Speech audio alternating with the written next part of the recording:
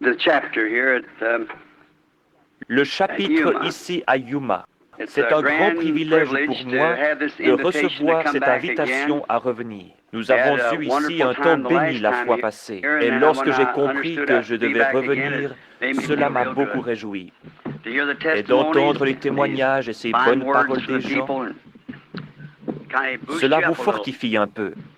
Billy m'a dit que le frère de Las Vegas, qui désirait avoir une réunion là-bas dans le chapitre, désirait me voir sitôt le service terminé. Il a dit que nous avions une période libre en janvier qui nous permettrait d'en fixer une à Las Vegas, juste avant la réunion de Phoenix. Ainsi, nous avons toujours désiré aller là-bas. Je crois que frère Art Wilson était là-bas il y a longtemps, et il y est peut-être encore. Et il m'a demandé d'y aller, lui et sœur Wilson, et je n'ai pas eu l'occasion de le faire, ainsi peut-être que cela sera le moment où j'irai. Voyez cela avec Billy Paul ou frère Roy Borders. Je crois qu'il est ici quelque part. Quelqu'un a dit que le frère Roy était ici. Frère Perry, Lee ou n'importe lequel pourra vous le dire. Et établissez les dates auxquelles nous devons venir. Maintenant, j'ai vu, il y a un petit moment, qu'il y avait ici beaucoup de prédicateurs, et je suis très heureux de rencontrer mes frères. J'aimerais avoir le temps d'aller chez vous parce que je sais que vous avez les meilleures cuisinières du pays. C'est bien. Et frère Perry a ce soir 2 points contre lui. L'un d'eux, c'est d'avoir coupé ce microphone là-bas.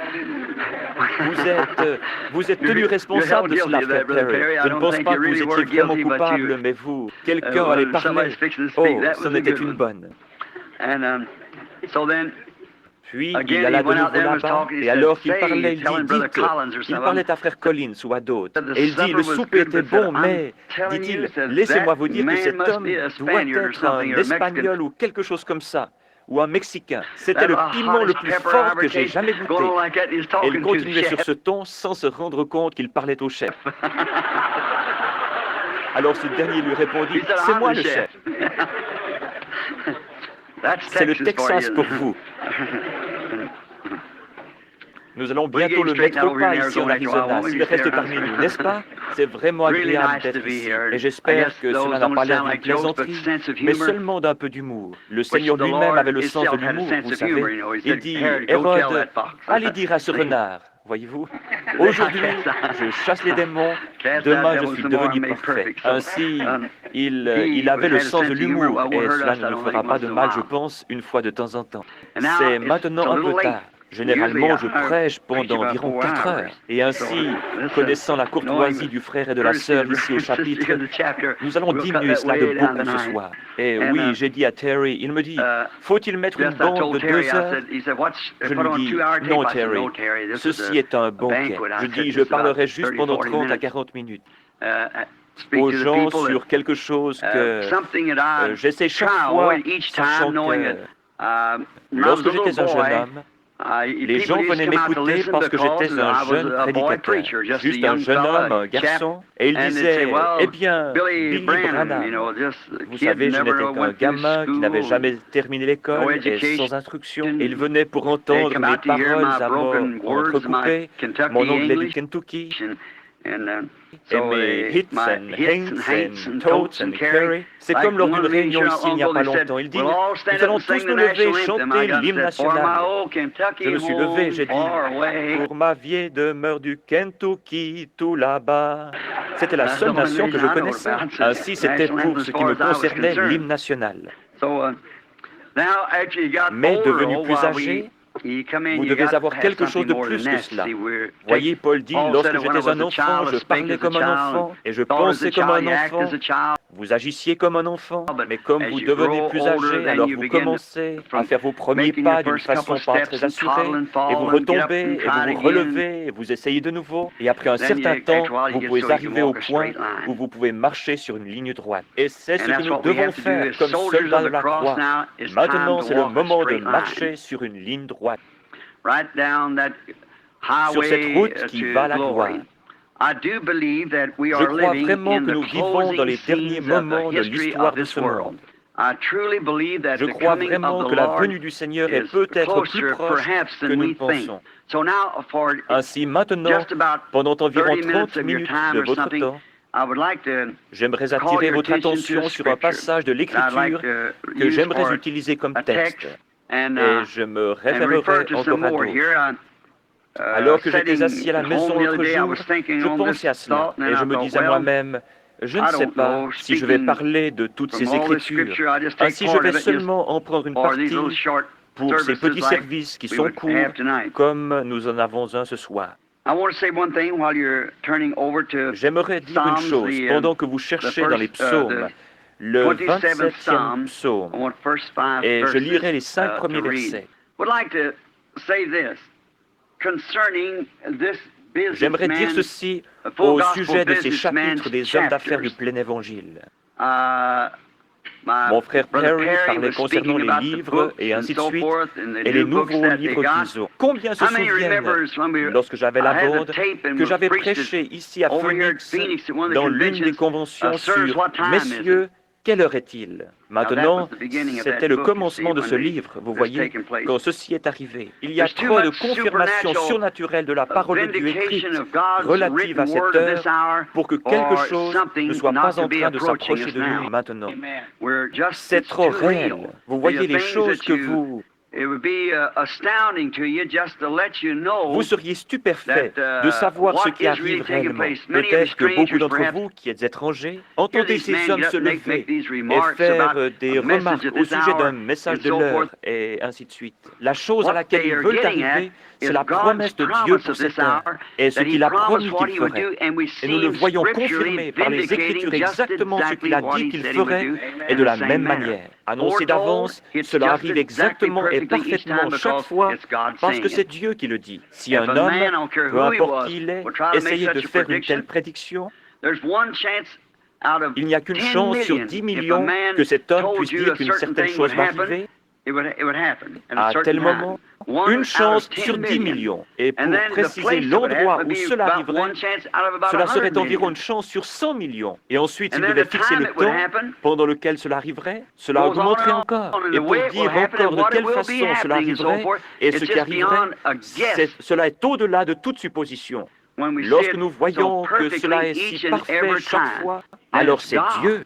Ensuite, nous regardons dans les Écritures, et cela peut nous sembler inconnu, mais nous regardons dans les Écritures sans même savoir où regarder, et le Saint-Esprit le met en évidence et le compare à la parole entière pour en faire une image afin de nous montrer l'heure dans laquelle nous vivons. Nous changeons de dispensation. Nous sommes à un angle. C'est facile pour quelqu'un, après qu'un maçon ait construit un angle, de continuer à placer des briques sur la même ligne, comme le fait une certaine dénomination, qui commence à suivre une ligne. Mais lorsque vous devez faire ces tournants pour aller dans l'autre direction, maintenant, Dieu ne construit pas un mur, il construit une maison, voyez-vous. Et il y a beaucoup de tranchées et de tournants qu'il a prédits ici dans la Bible. N'importe qui peut essayer de faire un tournant, mais cela doit être en accord avec le plan. Si cela ne l'est pas, cela doit être démoli de nouveau. Ainsi, nous louons Dieu pour sa bonté et pour la communion que nous avons avec vous, et pour les portes ouvertes que le Seigneur nous a données, et par ces hommes d'affaires. J'ai toujours soutenu que je ne croyais pas dans... Je crois dans les gens qui sont dans les dénominations. Mais je n'ai pas beaucoup de temps pour exhorter les dénominations, car chacune construit une barrière autour d'elle-même. Et je crois que c'est semblable à la petite histoire de frère David, au sujet des canards qu'il élève. Et il dit que le niveau de la rivière monta et que chaque canard, vous savez, désirait avoir la communion avec les autres. Et il ne pouvait pas le faire parce qu'ils étaient tous entourés d'une clôture. Mais lorsque l'eau devint si haute, elle a simplement transporté les canards en dehors de l'enclos. Ainsi, je pense que c'est la manière de faire. L'eau est en train de monter, voyez-vous. Et nous pouvons sortir de l'enclos et communier les uns avec les autres, vous savez, et ainsi avoir le réel amour de Christ dans notre cœur. Et ces hommes d'affaires du plein évangile ont été une oasis pour moi. J'y ai souvent trouvé des frères très gentils, comme dans, je suppose, chaque dénomination que j'ai rencontrée. Parmi les presbytériens, les luthériens, les baptistes, les pentecôtistes, tous les différents types de pentecôtistes, l'Église de Dieu, les nazaréens, les pèlerins de la sainteté, de gentils frères partout. Mais souvent, ils ne peuvent pas m'avoir dans leur communauté parce que, voyez-vous, ce n'est pas qu'ils ne croient pas cela, mais ils seraient retranchés de leur dénomination. Et quand vous faites cela, bien sûr, c'est ce qui arrive. Il n'y a pas longtemps, un frère méthodiste vint vers moi. Je ne dirai pas son nom, c'est un brave homme. Il écrivait une thèse sur la guérison divine. Il vint vers moi pour discuter. Nous nous sommes assis, nous avons parlé pendant un petit moment. Il dit, la seule chose que nous avons contre vous, c'est que vous restez tout le temps autour de ces pentecôtistes. Je lui dis, alors que l'Église méthodiste parraine cela, et je viendrai. C'était différent, voyez-vous. Il dit, bien sûr, je ne suis pas l'Église méthodiste, je lui appartiens seulement. Je dis, c'est cela, voyez-vous. Les pentecôtistes sont ceux qui ouvrent leurs portes, voyez-vous. Ce sont ceux vers qui je peux aller.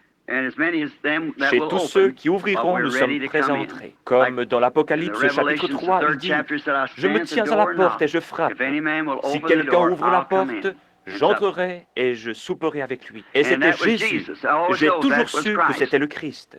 Et il est la parole. C'est vrai, il est la parole. Ainsi, les hommes d'affaires du plein évangile ont été une oasis dans laquelle nous pouvons nous rassembler. Aucune église ne parraine cela. Ces hommes viennent de différentes églises et nous nous rassemblons pour fraterniser partout, tout autour du monde. Et j'ai aidé à établir beaucoup de chapitres des hommes d'affaires du plein évangile à travers le monde entier. Je suis reconnaissant de l'occasion qui m'a été donnée de le faire. Là, les hommes d'affaires parrainent cela, ainsi toutes les églises qui le désirent viennent de toute façon. Je ne désire jamais essayer de tirer quelqu'un hors de son église. Restez dans votre église et diffusez la lumière, voyez-vous. Soyez un réel chrétien. Votre pasteur vous appréciera. Soyez un réel, loyal et véritable saint. N'importe quel homme qui croit en Dieu appréciera une personne comme cela. Oui, monsieur. Maintenant, je remercie le frère ici et sa femme et ce chapitre pour cette opportunité. Puisse ce chapitre croître et voir les bénédictions de Dieu reposer sur lui. Puisse-t-il être un instrument dans la main de Dieu pour sauver des centaines et des centaines de personnes avant la venue du Seigneur. Et je dis cela aussi pour les autres chapitres ou leurs représentants ici présents. Dans le livre des psaumes, je désire parler sur un sujet très particulier ce soir, pour un petit moment. Quelques passages de l'Écriture sont écrits ici, et je pensais peut-être que ce soir, je pensais parler sur un sujet différent. Mais voyant le temps passer, et désireux de ne pas vous retenir aussi longtemps, j'ai simplement regardé ici pour trouver quelques passages supplémentaires. Je désire parler sur le sujet de l'enlèvement. Voyez-vous, maintenant nous croyons qu'il y aura un enlèvement. Tous les chrétiens croient cela. Tous ceux qui lisent la Bible croient qu'il y aura un enlèvement. Et maintenant, comme donnée de base, nous allons lire le psaume 25. Je veux dire, je vous demande pardon, le psaume 27, les versets 1 à 5. L'Éternel est ma lumière et mon salut. De qui aurais-je crainte? L'Éternel est le soutien de ma vie. De qui aurais-je peur? Quand des méchants s'avancent vers moi pour dévorer ma chair, ce sont mes persécuteurs et mes ennemis qui chancellent et tombent. Si une armée se campait contre moi, mon cœur n'aurait aucune crainte. Si une guerre s'élevait contre moi, je serais malgré cela plein de confiance.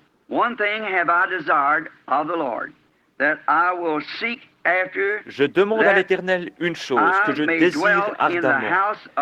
Je voudrais habiter toute ma vie dans la maison de l'Éternel pour contempler la magnificence de l'Éternel et pour admirer son temple.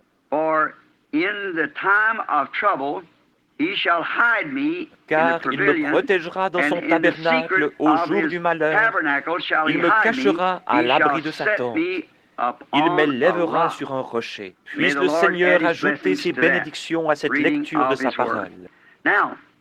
Aujourd'hui, il se peut qu'en parlant sur ce sujet, certains d'entre vous aient une autre opinion sur les voies que je prends, mais combien de personnes y a-t-il ici qui croient que la Bible enseigne qu'il y aura un enlèvement de l'Église? Oui, monsieur, c'est vrai, un enlèvement de l'Église. Que vous soyez un méthodiste, baptiste, presbytérien, ou qui que vous soyez, pentecôtiste, il y aura un enlèvement. Et je pense qu'en parlant, je n'essaie pas simplement de venir ici pour dire quelque chose de plaisant aux gens. Je n'ai jamais été coupable de cela. Je désire venir ici pour dire quelque chose que je me sens conduit à dire et qui, je pense, vous aiderait, quelque chose qui fasse avancer votre expérience avec Dieu si vous êtes un chrétien ou si vous n'êtes pas un chrétien, quelque chose qui vous fasse devenir si honteux de vous-même que vous deviendrez un chrétien. Et c'est ainsi, dans cette direction, que j'ai toujours essayé d'aligner mes pensées comme le Seigneur me guidait. Nous avons été avertis que dans les derniers jours, les gens se moqueraient de cette doctrine. Lisons cela une minute. C'est dans 2 Pierre chapitre 3. Prenons un moment pour lire ceci, le chapitre 3 et les versets 3 et 4. Voyons si cela n'est pas juste, sachant avant tout que dans les derniers jours, il viendrait des moqueurs avec leur raillerie, marchant selon leur propre convoitise, et disant, où est la promesse de son avènement? Car depuis que les pères sont morts, tout demeure comme dès le commencement de la création. Ils veulent ignorer, en effet, que des cieux existèrent autrefois par la parole de Dieu, de même qu'une terre tirée de l'eau est formée au moyen de l'eau, et que, par ces choses, le monde d'alors périt, submergé par l'eau. Nous voyons que la raison pour laquelle ce sujet est à ce point sous-estimé, c'est que le prophète a dit ici que dans les derniers jours, ces moqueurs viendraient disant ces choses. Voyez-vous, cela a été prédit. La raison pour laquelle les gens agissent aujourd'hui comme ils le font, vous êtes prévenus, car la Bible dit que dans les derniers jours, ils seraient emportés, enflés d'orgueil, aimant le plaisir plus que Dieu, déloyaux, calomniateurs, intempérants, ennemis des gens de bien, ayant l'apparence de la piété, mais reniant ceux qui en fait la force. Éloigne-toi de ces hommes-là. Peut-on s'attendre à une imitation de la vérité? Certainement. Lorsque Moïse alla en Égypte pour délivrer les enfants d'Israël, avec seulement un bâton dans sa main comme confirmation, et avec le Dieu du ciel derrière lui, il accomplit un miracle. Derrière lui, les imitateurs sont venus et ont fait la même chose. Voyez-vous? Ils sont venus en second, après qu'il l'ait fait premièrement. Alors ils sont venus parce qu'ils copiaient ce qui avait été fait. Ils imitaient l'original. Nous voyons cela. Et maintenant vous dites, mais cela c'était du temps de Moïse. Mais les mêmes Écritures disent qu'ils reviendront dans les derniers jours. De même que Jeannès et Jambres s'opposèrent à Moïse, de même ces hommes s'opposent à la vérité, étant corrompus d'entendement. Voyez-vous, des imitations, toutes sortes de choses pour troubler les gens. Et alors, si cet enlèvement qui va arriver, et il y a toujours quelque chose qui essaie de venir à l'encontre de ce que Dieu dit dans sa parole. C'est le but de Satan de faire cela. C'est comme ce que disait le frère de Las Vegas. Satan domine le monde et ses quartiers généraux sont là-bas. Je sais que Satan est le Dieu de ce monde. Chaque nation sous le ciel est contrôlée par lui. C'est exact. Ce monde appartient à Satan. Mais Jésus le reprendra. Un jour, Satan le lui a offert, mais il l'a refusé. Car il savait qu'il en deviendrait l'héritier dans les temps à venir. Des moqueurs. Restons un moment sur ce mot avant que nous allions plus loin. Des moqueurs. Je lisais il y a 2 semaines environ à Tucson un journal où il était dit qu'un Anglais venant d'Angleterre avait fait une déclaration. Cela se trouvait dans le titre du journal. Que la crucifixion de notre Seigneur Jésus-Christ était seulement un coup monté entre Pilate et Jésus. Et qu'il était seulement venu pour se faire passer pour quelqu'un. Et il ne nous est pas possible de réfuter cela, car toutes les choses de Dieu doivent être reçues par la foi. Nous devons le croire. Et il continua en donnant une description sur la manière dont cela pouvait être fait. Regardez, il n'y a pas longtemps, dans cette grande nation qu'est l'Angleterre, là où John Wesley et Charles et beaucoup de ces grands prédicateurs du début, Spurgeon et les autres, ont prêché l'Évangile dans les granges et partout là-bas. Ils rejetèrent le message de leur jour et regardez ce qu'ils sont aujourd'hui. C'est à cet endroit que frère Williams et d'autres se trouvent ce soir. C'est l'un des pays les plus bas et les plus dégradés du monde. J'ai été partout dans le monde, mais je n'en connais aucun qui soit aussi illégitime que l'Angleterre. Billy Graham a dit la même chose. Il dut sortir avec sa femme des parcs, car il y avait des actes entre hommes et femmes qui se passaient publiquement sous leurs yeux. Lorsque j'étais là-bas, je n'ai jamais rien vu qui puisse briser le cœur d'un homme plus que ce qui se passe en Angleterre.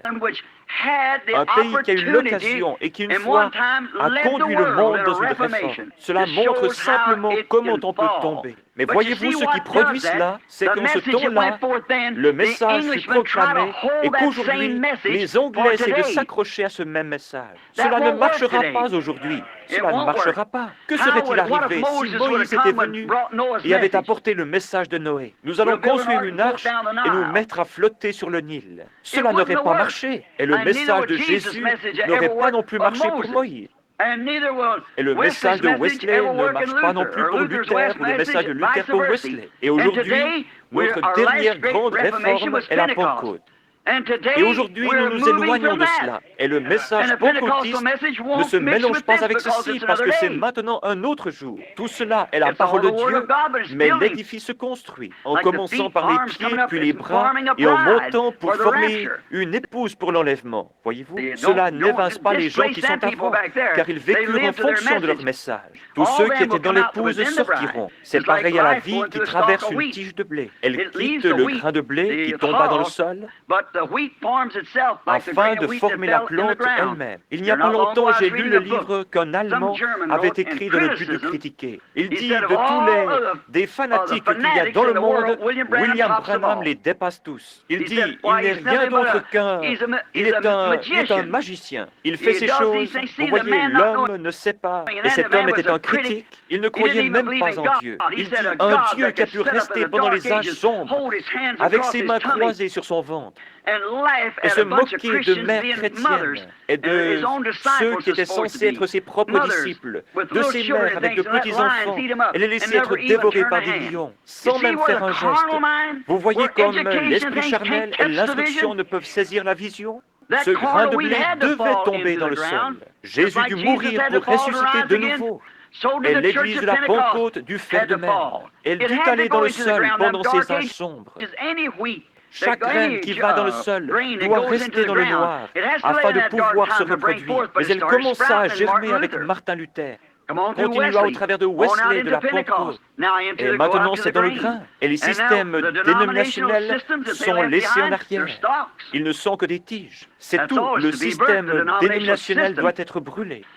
Mais le véritable grain de blé qui sort de chacune de ces réformes sera enlevé dans l'épouse. Cela formera complètement l'épouse. Maintenant, nous voyons qu'en Angleterre, ils imitèrent la crucifixion il n'y a pas longtemps. C'était un groupe de ces garçons aux longs cheveux qui criaient et appelaient Jésus Petit Père et tout le reste. C'est une telle racaille. Maintenant, vous dites, cela, c'est à Londres, en Angleterre. Mais regardez ce qu'il y avait dans le journal la semaine dernière, ici en Amérique. Un docteur en théologie d'une certaine école a dit que la crucifixion était un coup monté et que Jésus avait seulement essayé de se faire passer pour cela et qu'il avait bu du mandragore et que cela, nous voyons qu'il en est parlé dans la Genèse. C'est une plante un peu comme la marijuana. On la trouve là-bas en Orient. Et si vous en buvez, cela vous fera dormir. Et vous serez comme mort pendant 2 ou 3 jours de suite. Il dit que lorsqu'ils lui donnèrent du vinaigre et du fiel, c'est tout à fait possible que ce fût du mandragore à la place. Et lorsqu'ils lui donnèrent cela, il s'effondra comme s'il était mort. Ils le mirent dans la tombe et le couchèrent là. Et après 2 ou 3 jours, bien sûr, en retournant là-bas, il était de nouveau réveillé et parfaitement bien. Et dit-il, il allait ensuite en Inde et mourut quelque part d'une mort ordinaire, essayant de truquer une religion. Premièrement, ce critique. Que se passe-t-il avec les gens? Voyez-vous, il y a des moqueurs. Parce que nous vivons dans le jour où la prophétie s'accomplit. Dieu a distribué sa parole dans chaque âge, et chacun de ces âges doit manifester cela. Il a aussi ordonné d'avance des hommes pour accomplir cette parole dans les âges. Chaque fois qu'il a distribué sa parole, il a destiné un homme pour cela. Du temps de Moïse, il a destiné Moïse. Lorsqu'il décida du moment où le Fils de Dieu devait naître, il le destina à cela. Pour chaque âge, il a destiné ces hommes. Il les a ordonnés d'avance, comme le dit la Bible. Rien, si Dieu est infini, tout-puissant, omnipotent, omniprésent, omniscient, il savait toutes choses depuis le commencement. Il n'y a rien qui ne soit à sa place. C'est seulement nous qui le pensons. Tout marche. Si vous regardez dans sa parole et si vous voyez ce qu'il fait, alors vous comprendrez. Maintenant, pensez à cela. Premièrement, si ce prédicateur avait réfléchi, il aurait vu que lorsqu'il mit ce vinaigre, ce fiel dans sa bouche, il le cracha. Premièrement, il ne le prit pas, voyez-vous. Ce ne sont que des moqueurs. Autre chose, comment ce Jésus de Nazareth, comment sa vie a-t-elle concordé avec chaque prophétie de l'Ancien Testament? Comment cela peut-il être? Cela n'aurait pas pu être sans avoir été ordonné de Dieu. Sa vie concordait avec chaque prophétie de l'Ancien Testament. Autre chose, si ses disciples avaient monté cela, pourquoi chacun d'entre eux est-il mort martyr? Et même l'apôtre Pierre a dit, « Mettez-moi avec la tête en bas, je ne suis pas digne de mourir comme lui. » Ils prirent André et le mirent de côté sur la croix. Ils scellèrent tous leur témoignage avec leur propre sang. Ils croyaient en lui et ils l'aimaient et ils donnèrent leur vie pour lui. S'il était un truqueur, pourquoi aurait-il fait cela? Vous voyez, les gens ne comprennent pas l'application spirituelle. Il n'y a pas longtemps de cela, il y avait un grand homme ici, un grand rabbi, qui écrivit que lorsque Moïse traversa la mer Rouge, ce n'était pas de l'eau en réalité, et que l'eau ne forma jamais de mur. Et il dit, ce qui arriva, c'est qu'à l'autre bout de la mer Rouge, il y a un endroit avec des roseaux, et il traversa les roseaux. Il n'y avait là pas d'eau, il y avait seulement beaucoup de roseaux. Et il traversait une sorte d'océan de roseaux. Et beaucoup d'ecclésiastiques croient cela. Et ils l'acceptent. Tenez, il n'y a pas longtemps, lorsque le premier astronaute fit son vol, lorsqu'il revint, il n'avait rien vu de Dieu. Cela a même troublé des prédicateurs. Ils pensaient que Dieu vivait quelque part ici en haut, à quelques 225 kilomètres. Oh là là!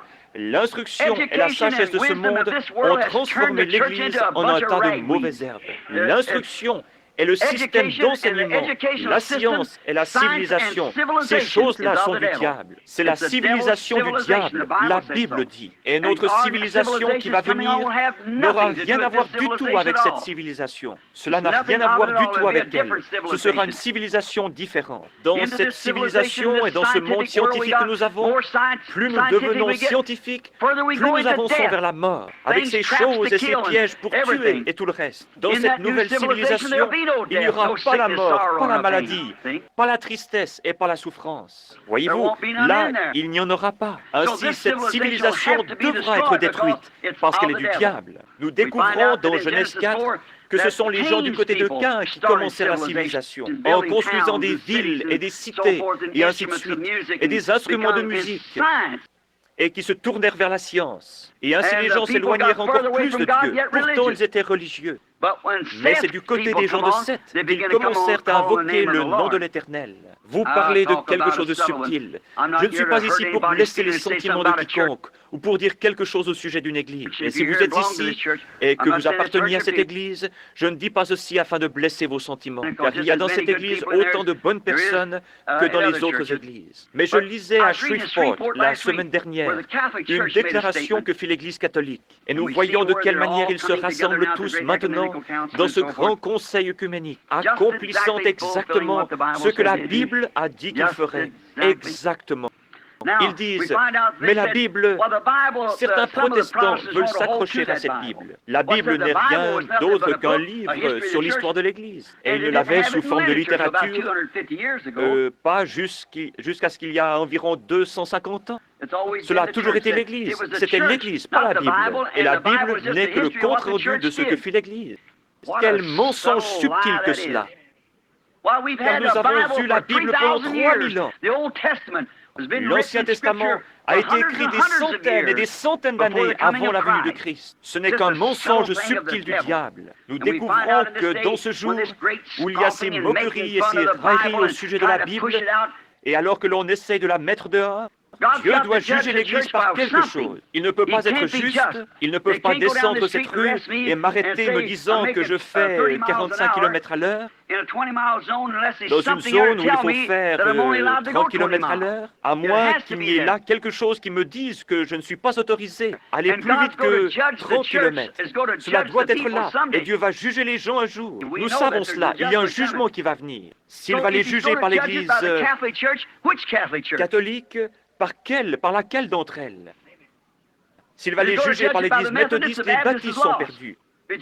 S'il les juge par les unitaires, les binitaires sont perdus. Par quoi va-t-il les juger? Il a dit qu'il les jugerait par Christ. Et Christ est la parole. Ainsi, c'est par la parole de Dieu que Dieu les jugera. Au commencement était la parole, et la parole était avec Dieu, et la parole était Dieu. Et la parole fut faite chair et habita parmi nous, le même hier, aujourd'hui et éternellement. Voyez-vous, ainsi, il les jugera par sa parole. Nous voyons qu'en ce jour, ils essaient de pousser la Bible dehors et d'accepter l'Église. La Bible, ils ne la veulent pas, afin qu'ils puissent fabriquer toutes sortes de credos ou autres et marcher d'après eux. Alors que je parlais l'autre soir à Shreveport au sujet de la communion, je leur ai montré que lorsqu'ils offraient cet agneau au sacrifice, il ne devait pas y avoir de levain parmi eux pendant la durée des 7 jours. Pas de levain, pas de pain avec du levain. Tout devait être sans levain. Cela représentait les 7 âges de l'Église dont nous parlons ici dans le livre. Il ne devait y avoir ni levain, ni rien d'autre qui soit mélangé à cela. Et nous avons mélangé des credos et des dénominations et tout le reste à la parole.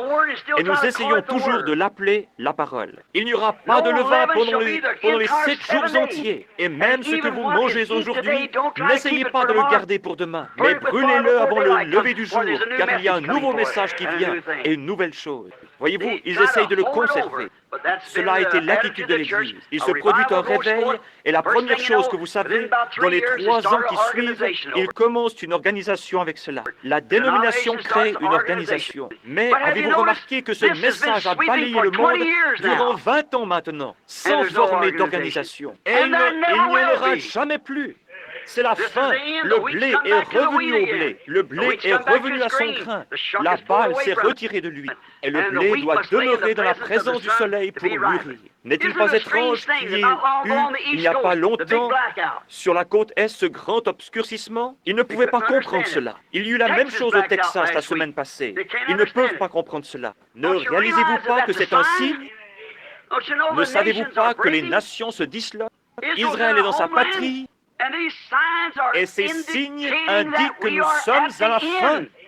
Au même moment que cela s'obscurcit, ne savez-vous pas que c'est un signe et que le prophète a dit, mais vers le soir, la lumière paraîtra? Ainsi, il y aura une lumière qui paraîtra vers le soir, lorsque tout s'obscurcit et que les choses vont au train où elles vont maintenant. Regardez comme ça s'est obscurci. Le pape vient de venir ici. Vous souvenez-vous, au tabernacle, vous avez tous les bandes, je pense, de quelle manière le Seigneur a montré ce jour-là, dans le tabernacle, exactement où ces âges de l'Église seraient et comment ils seraient. Et je les avais dessinés sur le tableau là-bas.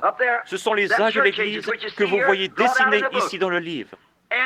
Le Saint-Esprit n'est-il pas descendu dans une grande colonne de feu et ne les a-t-il pas dessinés lui-même sur le mur, alors que 300 à 400 personnes étaient assises là en train de le regarder? Et comme le pape commençait à tourner par ici, la lune s'obscurcit et ils prirent des photographies et c'était pareil à ce qui avait été dessiné là-bas sur la plateforme. Il a fait son voyage ici le 13, a marché sur 13 marches, a servi la communion à 13, à une nation qui est le nombre 13, et cela s'est obscurci partout. Ne voyez-vous pas où nous en sommes? Nous sommes à la fin des temps. Des moqueurs se lèveront dans les derniers jours disant, il n'y a aucune différence entre maintenant et le temps où nos pères s'endormirent, mais lorsque vous voyez ces choses qui commencent à arriver, levez la tête, préparez-vous. Quelque chose pourrait arriver d'un instant à l'autre. Christ revient pour son Église. Ils ne croient pas cela. Ils ne réalisent pas que ce sont eux qui accomplissent les Écritures. Les gens ne réalisent vraiment pas qu'en faisant ces choses et qu'en disant ces choses, ils accomplissent les Écritures. Combien peu Caïphe, le grand sacrificateur, et tous ces prêtres de ce temps-là qui se moquaient de lui, combien peu se rendaient compte que le Dieu lui-même, au sujet duquel il chantait dans le temple, « Mon Dieu, pourquoi m'as-tu abandonné ?» Le psaume 22. Ils ont percé mes mains et mes pieds, que c'était lui qui mourait là-bas sur la croix. Combien peu se rendaient-ils compte qu'il faisait cela? Même Jésus pria en disant, « Père, pardonne-leur, car ils ne savent ce qu'ils font. » Car les Écritures avaient prédit qu'il serait aveugle. Saviez-vous qu'il a aussi été prédit dans les Écritures que l'Église protestante et l'Église catholique seraient aveugles dans les derniers jours? Et que Christ serait à l'extérieur, essayant d'entrer? Parce que tu dis, je suis riche et je n'ai besoin de rien. Et parce que tu ne sais pas que tu es misérable, pauvre, malheureux, nu et aveugle. Apocalypse 3. Vous y êtes, ils sont de nouveau aveugles, foulant aux pieds les choses de Dieu, comme s'ils ne voulaient rien dire pour eux, et se moquant de cela. Et se moquant de cela, c'est ce que la Bible a dit. Mais pour l'Église, l'épouse, l'enlèvement est une révélation. Cela lui est révélé. La véritable épouse de Christ attendra cette révélation de l'enlèvement. C'est une révélation. Car la révélation est la foi. Vous ne pouvez pas avoir une révélation sans que cela soit la foi. La foi est une révélation parce que c'est quelque chose qui vous est révélé. La foi est une révélation. La foi, c'est quelque chose qui vous a été révélé comme cela le fut à Abraham, qui pouvait appeler tout ce qui était contraire à ce qui lui avait été révélé comme n'existant pas. C'est cela qu'est la foi. C'est la révélation de Dieu. L'Église est bâtie sur une révélation. Le corps tout entier l'est. Il y a quelques semaines, je parlais à un bon prédicateur baptiste. Il vint pour discuter avec moi. Il me dit, « Je vous aime en tant qu'homme. » Mais dit-il, « Vous êtes tout embrouillé. » Je lui dis, « Alors je vous prierai de m'aider à me corriger par l'Écriture. » Il dit, « Frère Branham, nous ne pourrons jamais mettre les choses ensemble avant que nous comparions avec le grec chaque mois. » Je lui dis, « Oh, monsieur, vous vous y connaissez mieux que cela. Car même au Concile de Nicée, si nous remontons jusque-là, 300 ans après la mort de Christ, ils débattaient toujours pour savoir quel helléniste avait raison. Vous ne pouvez pas le faire ainsi, car c'est une révélation. Il dit, « Je ne peux pas accepter de révélation. » Je lui dis, « Alors comment pouvez-vous accepter Christ ?»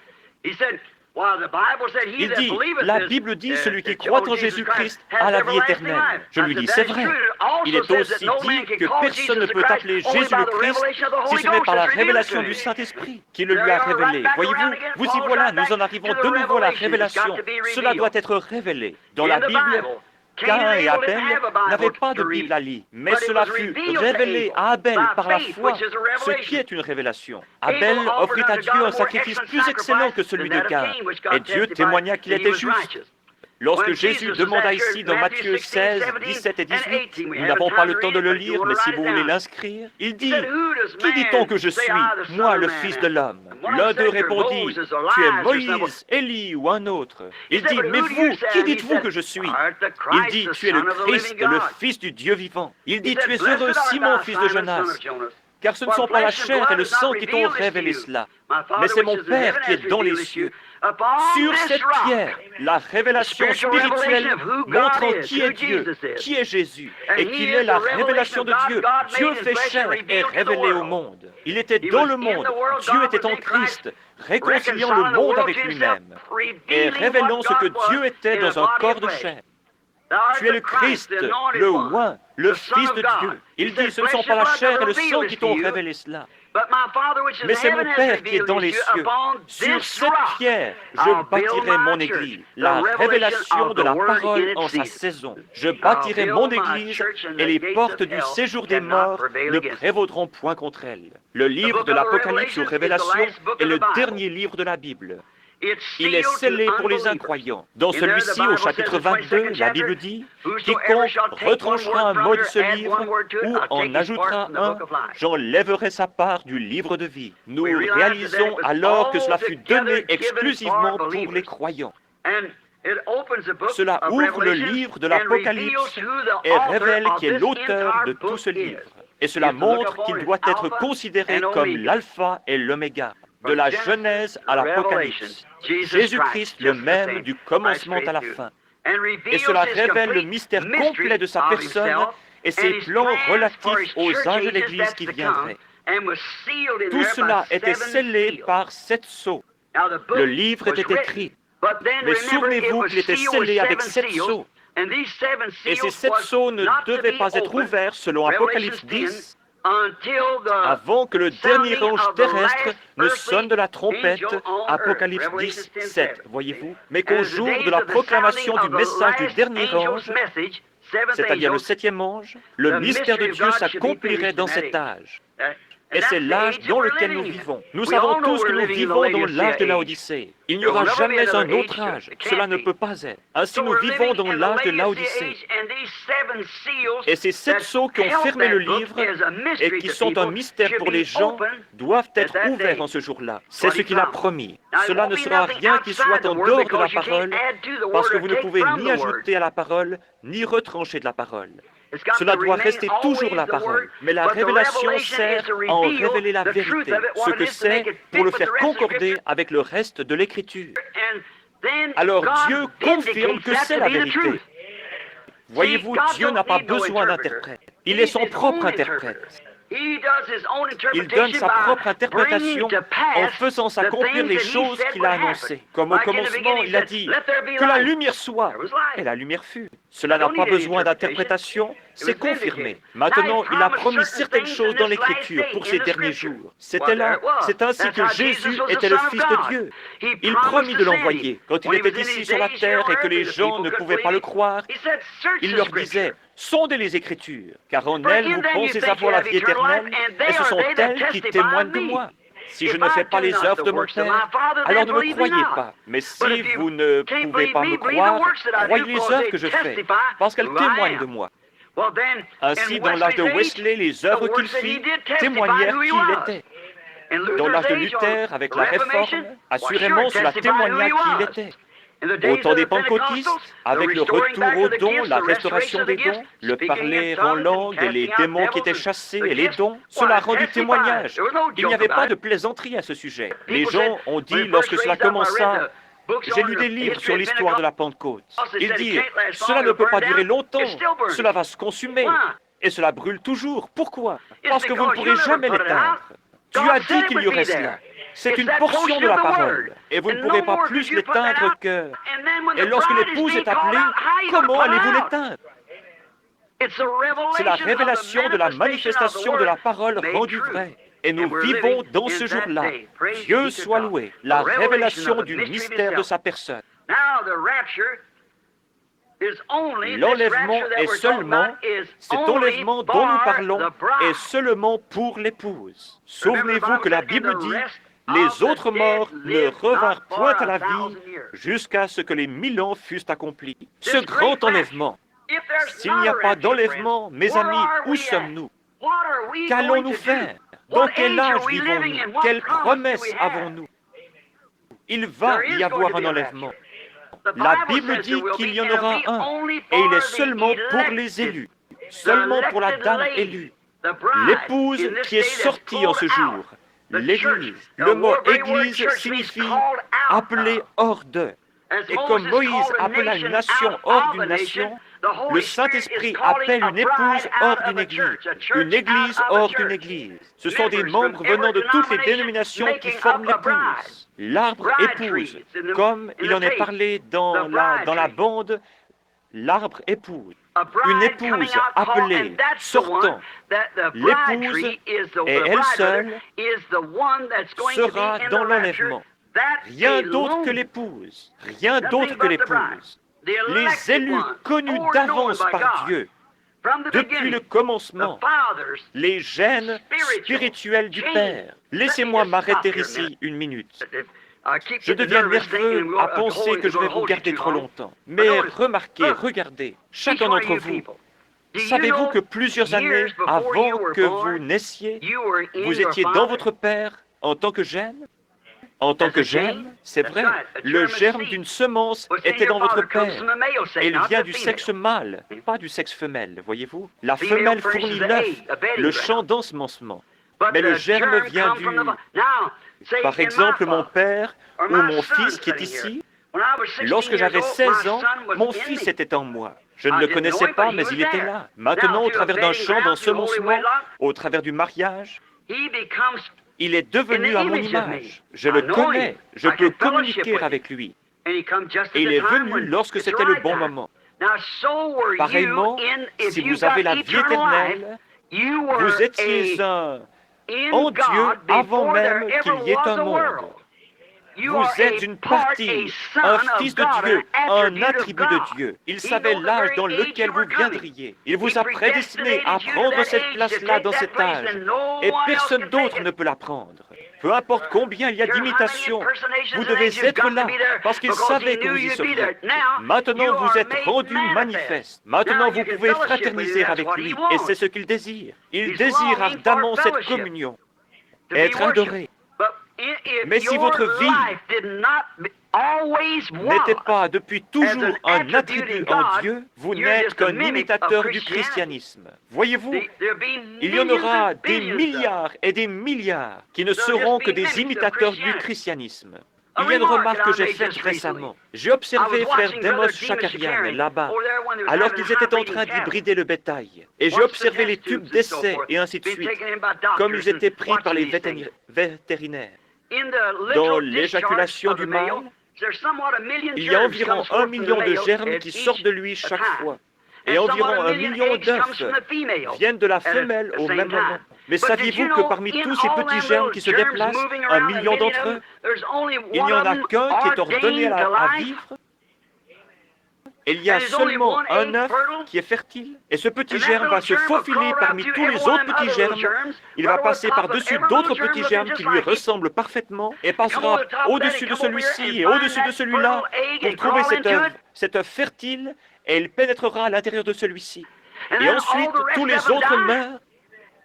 On parle de la naissance virginale, mais elle est à moitié moins mystérieuse que la naissance physique. Voyez plutôt comme c'est ordonné d'avance et prédestiné par Dieu. Maintenant, au commencement, très loin en arrière, beaucoup d'années avant que commence le temps, si vous êtes un chrétien né de nouveau ce soir, vous étiez alors en Dieu, votre Père. Et c'est pourquoi, lorsque vous venez dans cette vie ici et professez le christianisme et que tout va de travers, alors vous vous demandez pourquoi ceci et pourquoi tout cela. Vous vous êtes posé des questions à ce sujet. Mais un jour, quelque chose vous a frappé. Qu'était-ce? C'était cette vie qui était là au fond depuis le commencement. Et si vous connaissez ma petite histoire au sujet de la mère aigle qui cherchait son petit, vous m'avez entendu prêcher là-dessus, montrant comment ce petit aigle éclos sous une poule. Elle essayait de nourrir ses petits poulets, mais le petit aigle ne pouvait pas digérer cela, parce qu'il n'était pas un poulet pour commencer. Pourtant, il était dans l'enclos avec les poulets, et il suivait les poulets. Mais lorsqu'elle grattait dans la basse-cour, le petit aigle ne pouvait le supporter. Chaque fois qu'elle gloussait, tous les petits poulets s'en allaient, et ainsi il allait aussi. Mais un jour, sa mère se rappela qu'elle avait pondu 2 œufs, pas seulement un. Il devait y en avoir un autre quelque part. Elle s'en alla à sa recherche. Elle se mit à voler et à tourner en rond. Et finalement, elle arriva au-dessus de la basse-cour. Et là, elle découvrit son bébé. Elle poussa un cri. Il réalisa que cette voix était la chose qui correspondait. C'était ce qu'il cherchait, voyez-vous. Et il réalisa alors qu'il n'était pas un poulet, il était un aigle. Et c'est ainsi avec chaque chrétien né de nouveau. Lorsque vous venez, peu m'importe à combien de dénominations vous vous êtes joints, ou sur combien de livres vous avez mis votre nom, lorsque cette réelle parole de Dieu est confirmée et rendue vraie devant vous comme cela, vous réalisez à ce moment-là que vous êtes un aigle. Parce que tout le gloussement de cette poule, joignez-vous à ceci et joignez-vous à cela, et allez dans cette direction, allez dans celle-là. C'est absurde. Il faut véritablement ajouter parole sur parole. Lorsqu'un germe vient dans la matrice de la femelle, il ne prend pas, vous n'êtes pas devenu un germe humain venant de votre père, et ensuite un germe venant d'un chien, et ensuite venant d'un chat, et ensuite d'un poulet. C'était tout du germe humain. Et le corps de Jésus-Christ, l'épouse sera une partie de son corps, lequel il était la parole, et l'épouse devra être la parole. La parole, ajoutez à la parole, ajoutez à la parole. La justification de Luther, la sanctification de Wesley, le baptême du Saint-Esprit des Pentecôtistes, la restauration des dons, et tout le reste va avec. Cela doit être la parole sur la parole, le germe sur le germe, la vie sur la vie, pour produire la stature complète de l'épouse du Seigneur Jésus-Christ. Maintenant, souvenez-vous que vous étiez un attribut. Et maintenant, après que nous ayons découvert ces choses et que Christ revient pour son épouse, Comment entrons-nous donc dans cet époux? C'est la question. Beaucoup disent, joignez-vous à notre congrégation. L'un d'entre eux désire un certain type de baptême. L'un veut faire ceci ou cela. L'un dit que vous devez parler en langue, sinon vous ne l'avez pas. L'autre dit que vous n'avez pas besoin de parler en langue. Celui-ci dit que vous devez danser dans l'esprit. Et celui-ci dit que vous devez crier. Celui-ci que vous devez avoir une sensation. Tout cela est en ordre, et pourtant c'est encore tout faux. Comment un homme ou une femme ou un enfant de Dieu qui est né de l'Esprit de Dieu, comment peut-il nier la parole de Dieu? Quand Dieu lui-même l'interprète et dit « c'est cela, j'ai promis cela, le voilà », montrant cela aussi clairement que possible. Ils sont forcés de le voir, voyez-vous? Comment Christ pourrait-il nier sa propre parole? Si Christ est en vous, il ne peut nier sa propre parole. Alors comment entrons-nous dans ce corps? 1 Corinthiens 12, dans un seul esprit, nous avons tous été baptisés pour former un seul corps. Dans un seul baptême du Saint-Esprit. Si vous voulez inscrire cela, c'est dans 1 Corinthiens 12, 13. Dans un seul esprit, nous avons tous été baptisés, et l'Esprit est la vie de Christ. Est-ce vrai? La vie de Christ est la vie de chaque semence. Lui, étant la semence parole, donne la vie à la semence. Saisissez-vous cela? Si cette vie se trouve dans la semence et que ce baptême du Saint-Esprit vienne sur elle, cela va forcément amener la vie à cette semence. Comme je vous le disais ici à Phoenix, j'ai parlé il n'y a pas longtemps à frère John Chariot. Alors que j'étais là-bas, il me montra un arbre qui portait des agrumes. Il fait croître beaucoup d'agrumes. Et il me montra un arbre qui portait 8 ou 9 sortes de fruits différents. Et je lui dis, frère Chariot, quelle sorte d'arbre est-ce? Il me dit, un oranger. Je lui dis, pourquoi porte-t-il des citrons, des mandarines, des clémentines et des pamplemousses? Il me dit, ce sont tous des agrumes, et ils ont été greffés. Oh, lui dis, je vois, ainsi l'année prochaine, il y aura des oranges. Oh, non. Chaque branche portera ses propres fruits. Beaucoup d'entre vous qui cultivez des fruits et qui habitez ici dans cette vallée agrume savez cela. Elle portera ses propres fruits. Si vous mettez une branche de citronnier sur un oranger, elle produira des citrons. Elle produira des citrons, parce que c'est la nature de cet agrume. Mais pourtant, elle ne portera pas le fruit original. Et c'est ce que nous avons fait. Nous y avons greffé des créneaux et toutes sortes d'autres choses. Toutes sortes d'autres choses. Comment les méthodistes pourraient-ils enfanter autre chose qu'un enfant méthodiste? Comment n'importe quelle dénomination pourrait-elle enfanter autre chose qu'un enfant dénominationnel? Mais si une branche originelle sort de cet arbre, elle produira des oranges. Et alors si Dieu fait quelque chose dans l'Église, ce sera original et à nouveau exactement avec la parole. Cela doit être ainsi, parce que la vie est dans l'arbre et elle produit selon son espèce. Maintenant, nous voyons que cette grande église s'est déplacée pendant les âges en portant son fruit. Et comme les branches arrêtaient de produire, il les émondait. Dans Saint Jean 15, il n'a jamais émondé le cep, mais il a enlevé les branches. Il les a coupées parce qu'elles ne portaient pas de fruits. Jésus veut du fruit pour lui-même. Sa femme doit enfanter des enfants semblables à lui. Alors, si elle n'enfante pas d'enfants, des enfants époux, des enfants paroles, alors c'est un enfant dénominationnel. Elle est donc retournée à son premier amour pour le monde et dénomination. Elles ne peuvent pas enfanter un réel et véritable chrétien né de nouveau parce qu'il n'y a là rien pour le faire. De même, si vous prenez une branche de citronnier et que vous la greffiez, elle portera des citrons. Mais elle ne peut pas produire d'oranges. Parce que cela n'y était pas au commencement. Mais si cela avait été ordonné au commencement et que la préconnaissance de Dieu les prédestinait, cela doit produire des oranges. Et cela ne peut rien produire d'autre. C'est ainsi avec l'Église du Dieu vivant. Lorsque l'heure arrive, chacun, si Dieu commence à faire quelque chose, chacun prend la balle et s'en va. Voyez-vous? Cela a toujours été ainsi. Il n'y a pas longtemps, je lisais l'histoire de Martin Luther. Cela disait que ce n'était pas si difficile de croire que Martin Luther put protester contre l'Église catholique et s'en tirer. Mais la chose étrange, c'est qu'il put garder la tête au-dessus de tout le fanatisme qui suivit son réveil et toujours rester droit sur sa justification. Voyez-vous? C'est ainsi dans tout. Il y a des imitations et tout tombe. Regardez Madame Semple McPherson, Aimée Semple McPherson, qui avait ce temple ici. Chaque femme prédicateur avait ses ailes et transportait la Bible de la même façon qu'elle. C'était simplement des imitations charnelles. Cela ne peut pas être l'original. C'est la raison pour laquelle les églises ne peuvent pas l'être. Si vous laissez une église avoir quelque chose dans une ville, l'autre église ne peut pas le supporter jusqu'à ce qu'elle l'ait aussi, voyez-vous? Elles ne sont plus l'original. La parole de Dieu est originale. C'est la parole, elle doit produire selon son espèce au temps convenable. Cela ayant été élu et prédestiné par Dieu le Père. Maintenant, comment entrons-nous dans cette Église? Dans un seul esprit. Nous avons tous été baptisés pour former un seul corps.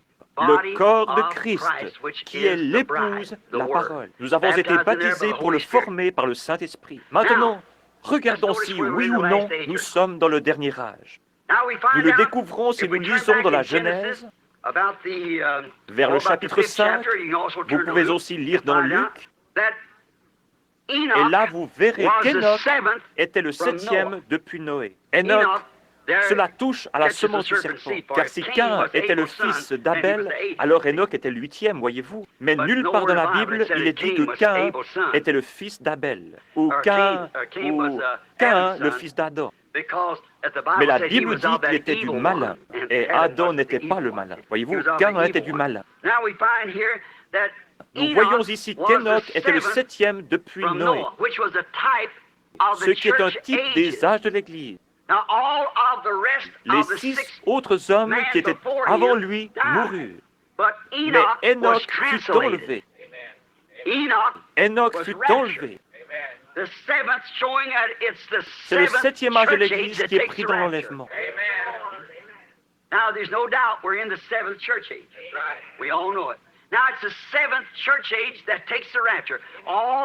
Tous les 6 autres moururent.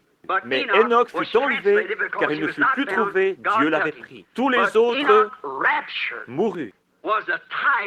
Mais l'enlèvement d'Enoch fut un type de l'épouse des derniers jours qui sera appelée hors du 7e âge de l'Église et sera enlevée sans passer par la mort. Nous rendons maintenant témoignage de cet âge. Oh là là, creusons maintenant plus profondément, voyez-vous. Voici aussi un type des 7 âges de l'Église. Il est dit dans Apocalypse, chapitre 10, verset 7, que le grand mystère du livre devait être dévoilé par le message du 7e ange. Or, il y a un messager en haut, toujours, et un messager sur la terre. Le mot ange, en anglais, veut dire un messager. Et lorsque le 7e ange commence à proclamer son message, mais pas lorsqu'il commença son ministère. Mais pas lorsqu'il commença son ministère. Jésus, quand il commença son ministère, commença par guérir les malades et les affligés. Et oh, ce grand rabbi, il est un prophète, et tout le monde le voulait dans son église. Mais lorsqu'un jour il s'assied et dit, moi et mon Père, nous sommes un, c'était différent. C'était différent. Et à moins que vous ne mangiez la chair du Fils de l'homme et ne buviez son sang, vous n'avez pas de vie en vous. Mais c'est un vampire, voyez-vous. C'était différent. Il ne l'a pas expliqué. Ils avaient déjà vu la manifestation, la confirmation de la parole de Dieu pour son âge rendu réel. Et cela leur prouva qu'il était le messager de cet âge. Et il n'avait rien besoin d'expliquer. Ses disciples n'étaient peut-être pas capables de l'expliquer, mais ils le croyaient, qu'ils puissent l'expliquer ou non. Ils restèrent tranquilles et crurent cela. Comment pouvaient-ils dire s'ils allaient manger sa chair et boire son sang? C'était impossible pour eux de le faire. Mais ils le croyaient, parce qu'ils étaient ordonnés. Jésus a dit qu'il les avait choisis avant la fondation du monde, voyez-vous? Ils croyaient cela, qu'ils puissent l'expliquer ou non, ils le croyaient toujours. Maintenant, observez bien. Dans le 7e âge de l'Église, lorsque le 7e ange commence à se faire entendre, les mystères de Dieu doivent être dévoilés à ce moment-là. Les sceaux que les réformateurs, ce fut une question de temps. Luther ne vécut pas assez longtemps. Wesley non plus. Et les âges ne durèrent pas assez longtemps. Ces réformateurs avaient leur message pour ce jour-là. Et les gens s'en emparèrent et en firent une dénomination. Qu'est-ce que cela? Vous ne pouvez jamais battre la nature. La nature témoigne toujours. Dieu agit en continuité avec la nature. Cela doit être ainsi. Par exemple, le soleil. Lorsqu'il se lève le matin, c'est un petit bébé qui vient de naître. Il est faible. Il n'apporte pas beaucoup de chaleur. À 10 heures, il sort du collège. Au milieu du jour, il entre dans la vie. À 3 heures de l'après-midi, il devient vieux. À 5 heures, il meurt. Il est vieux et faible de nouveau. Et il retourne dans la tombe. Est-ce la fin? Il ressuscite de nouveau le matin suivant. Voyez-vous? Regardez les arbres, comme ils poussent leurs feuilles, tout ce qu'ils font. Nous voyons que les feuilles tombent de l'arbre et retournent à la terre. La vie redescend dans les racines de l'arbre. Est-ce la fin? Le printemps suivant, il y a une nouvelle vie qui revient. Maintenant, observez les églises. Et vous verrez qu'il s'est passé la même chose dans la Réforme. C'est monté. Ce grain de blé tomba dans le sol et mourut pendant la persécution des âges sombres. Il alla dans le sol. Il devait mourir. N'importe quel homme qui est spirituel peut voir cela. À moins que cette semence ne meure et pourrisse, elle demeure seule.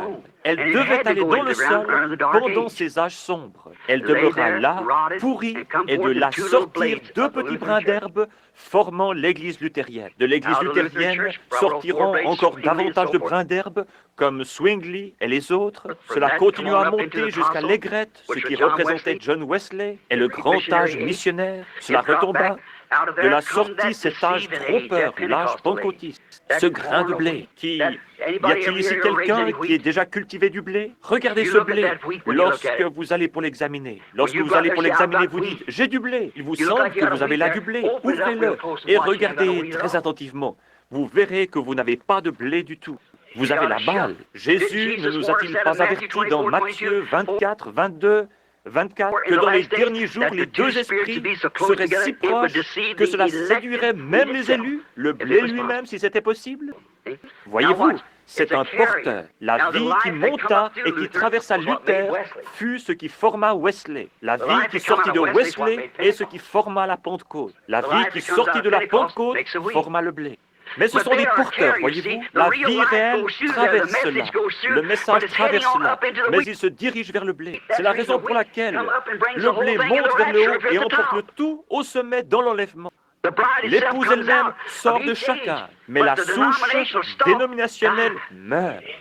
Elle sèche et elle meurt. Avez-vous remarqué dans ces derniers jours de quelle manière elle commence à se retirer? Lorsque ce blé commence à croître, alors la balle commence à se séparer de lui. Regardez de nouveau ce petit épi de blé. Ouvrez-le comme ceci et regardez à l'intérieur. Vous verrez qu'il y a un petit bourgeon de blé là, tout au fond. Vous avez besoin de prendre un microscope qui grossisse 30 fois pour regarder là-dedans et pour voir ce petit bourgeon de blé qui est là au fond, voyez-vous? Mais il est là tout au fond et il commence à grandir. Maintenant, cette balle doit être là pour le protéger et pour lui donner une chance de sortir. Mais alors, lorsqu'il commence à croître et que le message commence à se répandre, alors la balle se retire de lui et la vie sort de cette balle et va directement dans le blé. Cela continue ainsi, c'est ainsi dans chaque âge. Cela ne peut pas battre la nature. C'est là la continuité de Dieu, la manière dont il fait les choses. C'est l'âge dans lequel nous vivons en ce moment, le 7e âge de l'Église. Tout doit être manifesté dans le grain de blé à la fin. Si vous prenez Luc chapitre 17 et verset 30, il dit ce qui arriva du temps de Sodome arrivera de même à la venue du Fils de l'homme lorsque le Fils de l'homme commencera à se révéler. Qu'est-ce que révéler? C'est apporter la révélation de ce qu'il est dans ce jour-là, et ainsi révéler aux gens la parole qui est pour ce jour. Celle-ci étant révélée aux gens par la manifestation du Saint-Esprit, montrant Jésus vivant au milieu de nous. Et souvenez-vous qu'il était représenté là dans un homme. Un homme. Il dit, ce qui arriva, maintenant il lut dans la même Bible que nous, dans la Genèse. Nous remarquons dans ce chapitre de la Genèse dont Jésus parlait, nous voyons qu'il était là, avec son dos tourné à la tente, et que Sarah était dans la tente. Il dit, il posa une question. Elle ne crut pas que cette chose puisse arriver. Il dit, Abraham, je vais te visiter à cette même époque.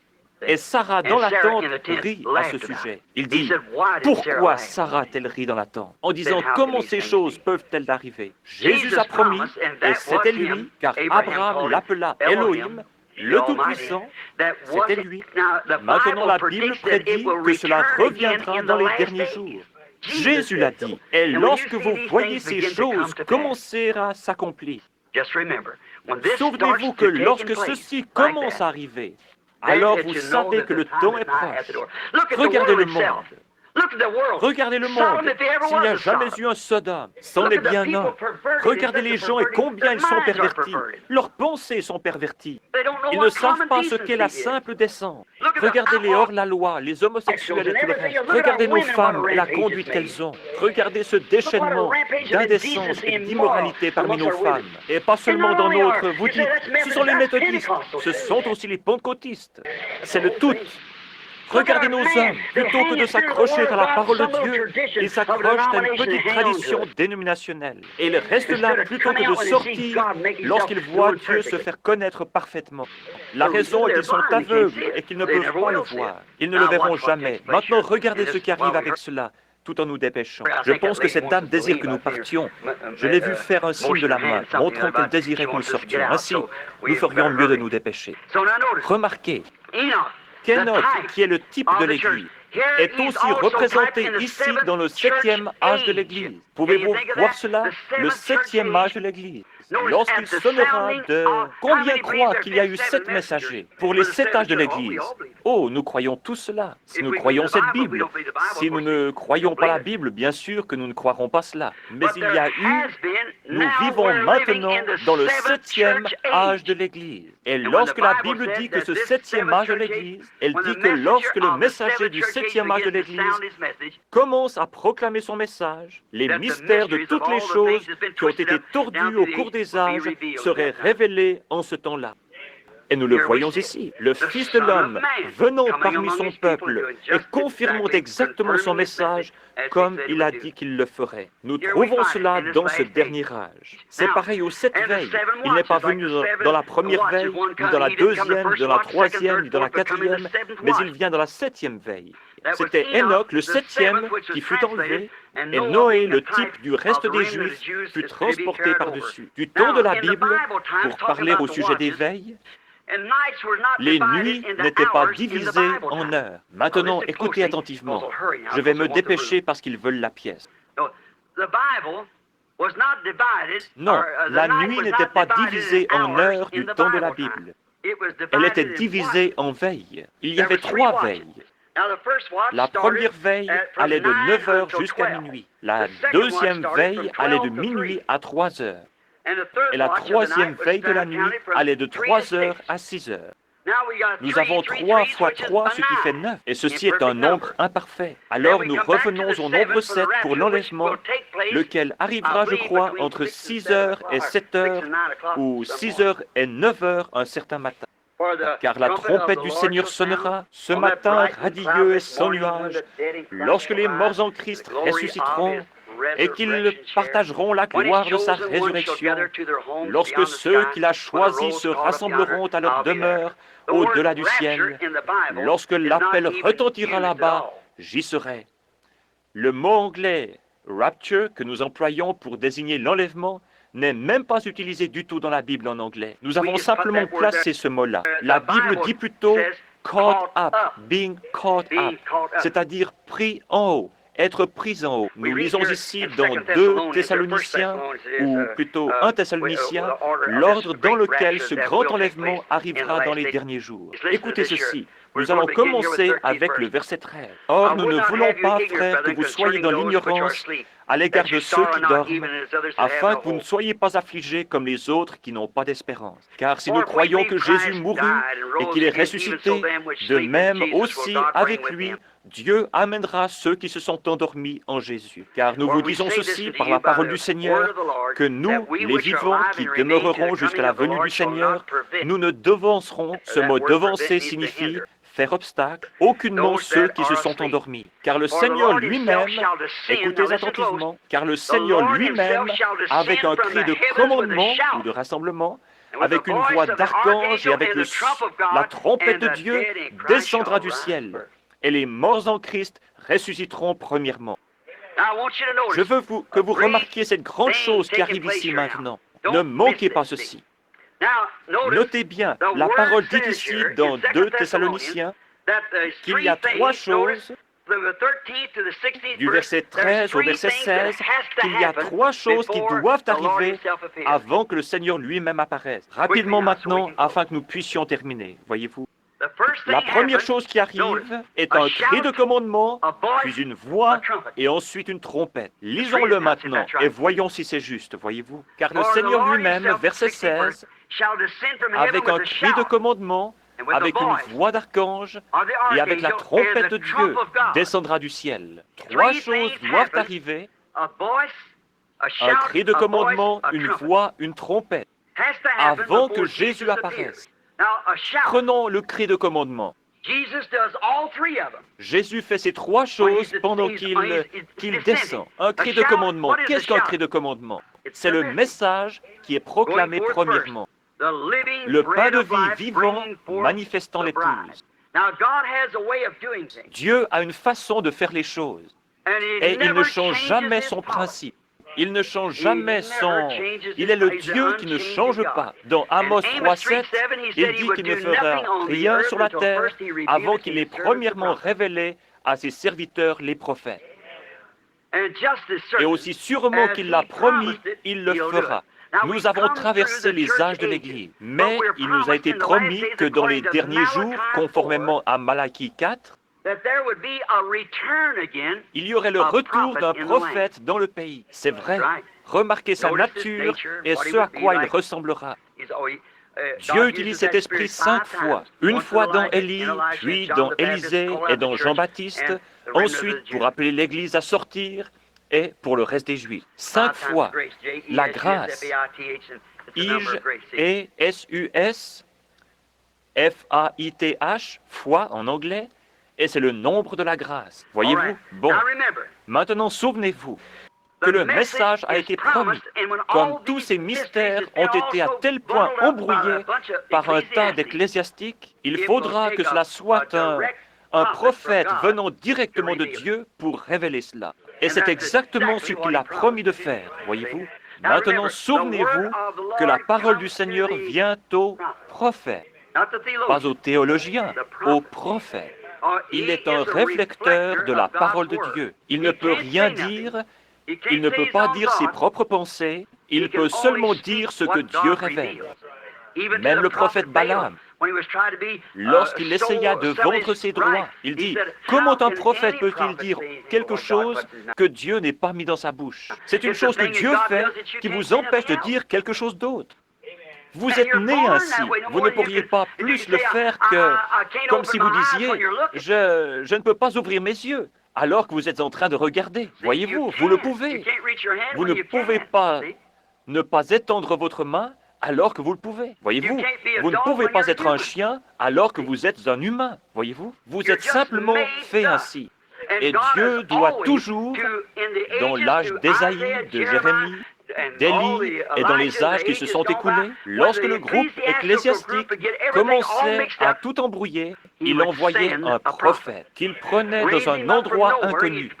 Celui-ci ne doit appartenir à aucune de leurs situations. Il doit prononcer sa parole et ensuite être retiré de la scène. C'est un homme rude, dédié à la vérité de Dieu. Et c'est toujours pour que vous puissiez le reconnaître. Il dit, s'il y en a un parmi vous qui est spirituel ou prophète, maintenant, un prophète, il y a dans l'Église le don de prophétie, mais un prophète est prédestiné et préordonné pour l'heure. Voyez-vous? Oui, monsieur. Maintenant, si une prophétie est donnée, 2 ou 3 doivent la juger pour savoir si elle est vraie ou fausse avant que l'Église puisse la recevoir. Mais personne ne le faisait pour un prophète. Parce qu'il était absolument la parole de Dieu. Il était cette parole dans son jour. Vous voyez, Dieu se reflétait. Si Dieu a promis de nous envoyer cela de nouveau dans les derniers jours, c'est afin de faire sortir cette épouse de ce désordre ecclésiastique. La seule façon que cela peut être fait, cela ne se fera jamais. L'Église ne peut pas recevoir Christ. Les pentecôtistes, nous ne pouvons pas continuer à porter ce message dans la condition dans laquelle l'Église est aujourd'hui. Comment allons-nous exécuter cela dans les temps de la fin, dans la condition où ils sont aujourd'hui, lorsqu'ils s'opposent les uns aux autres et que tout est si ecclésiastique? Oh, miséricorde, c'est du gâchis. C'est déjà allé dans des dénominations. Je défie tout historien, à n'importe quel moment, de prouver le contraire. Chaque fois qu'un message fut proclamé sur la terre et qu'ils l'organisèrent, il mourut à ce moment-là. Et la Pentecôte a fait la même chose que les autres. Les pentecôtistes qui sont sortis, vous, les assemblées de Dieu, dont les pères et les mères sont sortis de ces organisations au temps de l'ancien concile général, en criant et en louant Dieu, et en parlant contre ces choses, vous êtes retournés comme un chien à ce qu'il avait vomi et comme la truie au bourbier. Vous avez fait la même chose que les autres. Vous êtes maintenant si conformistes que vous avez fermé vos entrailles de miséricorde. Et il faut presque avoir une carte de membre avant même que l'on puisse s'associer à vous. Et vous, les unitaires, Dieu vous a donné un message, et plutôt que d'aller de l'avant en restant humble, vous avez voulu vous détacher et organiser votre groupe. Et où êtes-vous tous? Dans le même seau. C'est exact. Mais l'Esprit de Dieu continue à avancer. Moi, le Seigneur, je planterai et je l'arroserai jour et nuit, de peur qu'on heure. Il a ordonné que ces choses soient. Et maintenant, il doit envoyer ceci. La première chose qui arrive, lorsqu'il commence à descendre du ciel, est un cri de commandement. Qu'est-ce donc? C'est un message pour rassembler les gens. Un message est proclamé premièrement. C'est le temps de la préparation des lampes. Levez-vous et préparez vos lampes. Quelle veille était-ce? La 7e. Pas la 6e, la 7e. Voici, l'époux vient. Levez-vous et préparez vos lampes. Elles le firent. Certaines d'entre elles découvrirent qu'elles n'avaient même pas d'huile dans leurs lampes. Voyez-vous? Mais c'est le moment de préparer les lampes. C'est le temps de Malachie 4. Lorsqu'il prend, c'est Luc 17, c'est Ésaïe, toutes ces prophéties. C'est parfaitement déclaré dans les Écritures. Ce qui se rapporte à ce jour, nous le voyons se dérouler ici même. Il n'y a pas de « nous voyons ces choses arriver », mes chers frères et sœurs. Et Dieu dans le ciel sait que je pourrais mourir sur cette plateforme en ce moment même. Vous voyez, vous devriez simplement regarder un peu ce qui se passe. C'est extraordinaire. Lorsque vous voyez Dieu venir du ciel et se tenir devant des groupes d'hommes, se manifestant lui-même comme il l'a toujours fait. Et c'est la vérité, et cette Bible est ouverte là, voyez-vous. Nous y sommes. Le système dénominationnel est mort. Il est fini. Il ne se relèvera jamais. Il sera brûlé. C'est ce que vous faites avec la balle dans les champs. Fuyez loin de cela. Pénétrez en Christ. Ne dites pas « j'appartiens aux méthodistes, j'appartiens aux baptistes, j'appartiens aux pentecôtistes », mais pénétrez en Christ. Et si vous êtes en Christ, il n'y a pas un mot écrit ici que vous ne puissiez croire, peu m'importe ce que quiconque d'autre dit. Mais ensuite, Dieu manifeste cette chose parce que vous, lorsqu'il répand l'Esprit sur la parole, qu'arrive-t-il? La même chose que lorsqu'on verse de l'eau sur n'importe quelle semence. Elle vivra, elle produira selon son espèce. Vous dites, j'ai reçu le baptême du Saint-Esprit. Cela ne veut pas dire que vous êtes sauvé. Bien loin de là. Regardez par ici. Vous êtes un être triple. À l'intérieur de ce jeune garçon ici, il y a une âme. Ensuite, il y a un esprit. Et ensuite, il y a un corps. Vous avez 5 sens dans ce corps pour contacter votre demeure terrestre. Il ne contacte pas les autres choses. Vous avez 5 sens ici de l'esprit, l'amour, la conscience, et ainsi de suite comme cela. Mais ici, à l'intérieur, c'est où vous vivez. C'est ce que vous êtes. Jésus n'a-t-il pas dit que la pluie tombe sur les justes et sur les injustes? Mettez de la mauvaise herbe ici et du blé là, et versez de l'eau sur eux, et continuez à les fertiliser et à faire ces choses-là. Ne vont-ils pas les deux vivre par la même eau? Bien sûr. Mais qu'est-ce que cela? L'un d'entre eux produira de la mauvaise herbe, parce que c'est ce qu'il est. La mauvaise herbe lèvera les bras et jubilera comme le blé. La Bible ne dit-elle pas que dans les derniers jours viendraient de faux Christ? Pas de faux Jésus, mais de faux Christ, des oints, mais pas selon la parole. Ils ont une onction dénominationnelle, mais qui n'est pas selon la parole, car la parole rendra témoignage pour elle-même. Elle n'a pas besoin d'autre chose. Elle rendra témoignage pour elle-même. Elle viendra de faux oints. Vous avez ma bande qui traite de cela. Oh, si vous en appeliez un et que vous disiez, « Oh, êtes-vous un Jésus? » Oh, certainement pas. Les gens n'accepteraient pas cela. Mais quand on dit, « Oh, gloire, j'ai l'onction », et c'est une véritable onction. Souvenez-vous que Caïphe l'avait aussi et qu'il prophétisa. Balaam de même l'avait et il prophétisa. Mais cela n'a rien à voir avec ce qu'il y a à l'intérieur. À moins que cela soit la semence de Dieu, son gène depuis le commencement est prédestiné vous êtes perdu. Peu m'importe combien vous jubilez, parlez en langue, courez, criez. Cela n'a rien à voir avec cela. Une mauvaise herbe peut compter autant que n'importe quelle autre. J'ai vu des païens se lever et crier et parler en langue et boire du sang dans un crâne humain et invoquer le diable. Voyez-vous? Ainsi, vous ne voulez aucune de ces sensations et de ces choses. Oubliez ça. C'est votre cœur qui doit être dans cette parole et cela est Christ. Amenez-la ici et observez de quelle manière elle se fait connaître, comment elle s'ouvre, pareillement à n'importe quelle autre semence, et se déclare elle-même dans l'âge dans lequel elle vit. Luther ne pouvait rien apporter d'autre que des brins d'herbe. Les autres purent apporter ces autres choses. Mais maintenant, nous sommes dans l'âge du blé. Les luthériens, les véritables luthériens, devaient produire un authentique Luther. L'authentique Pentecôte devait produire l'authentique Pentecôte, c'est tout. Mais nous avons dépassé cet âge et nous continuons. Saviez-vous que c'est l'Église catholique qui a lancé les pentecôtistes? Et si l'Église pentecôtiste restait encore 2000 ans, elle serait en plus mauvaise condition que l'Église catholique actuellement. C'est exact. Je dis cela à mes frères et à mes sœurs que j'aime, et Dieu sait cela. Mais souvenez-vous, mes amis, je dois vous rencontrer là-bas au jugement.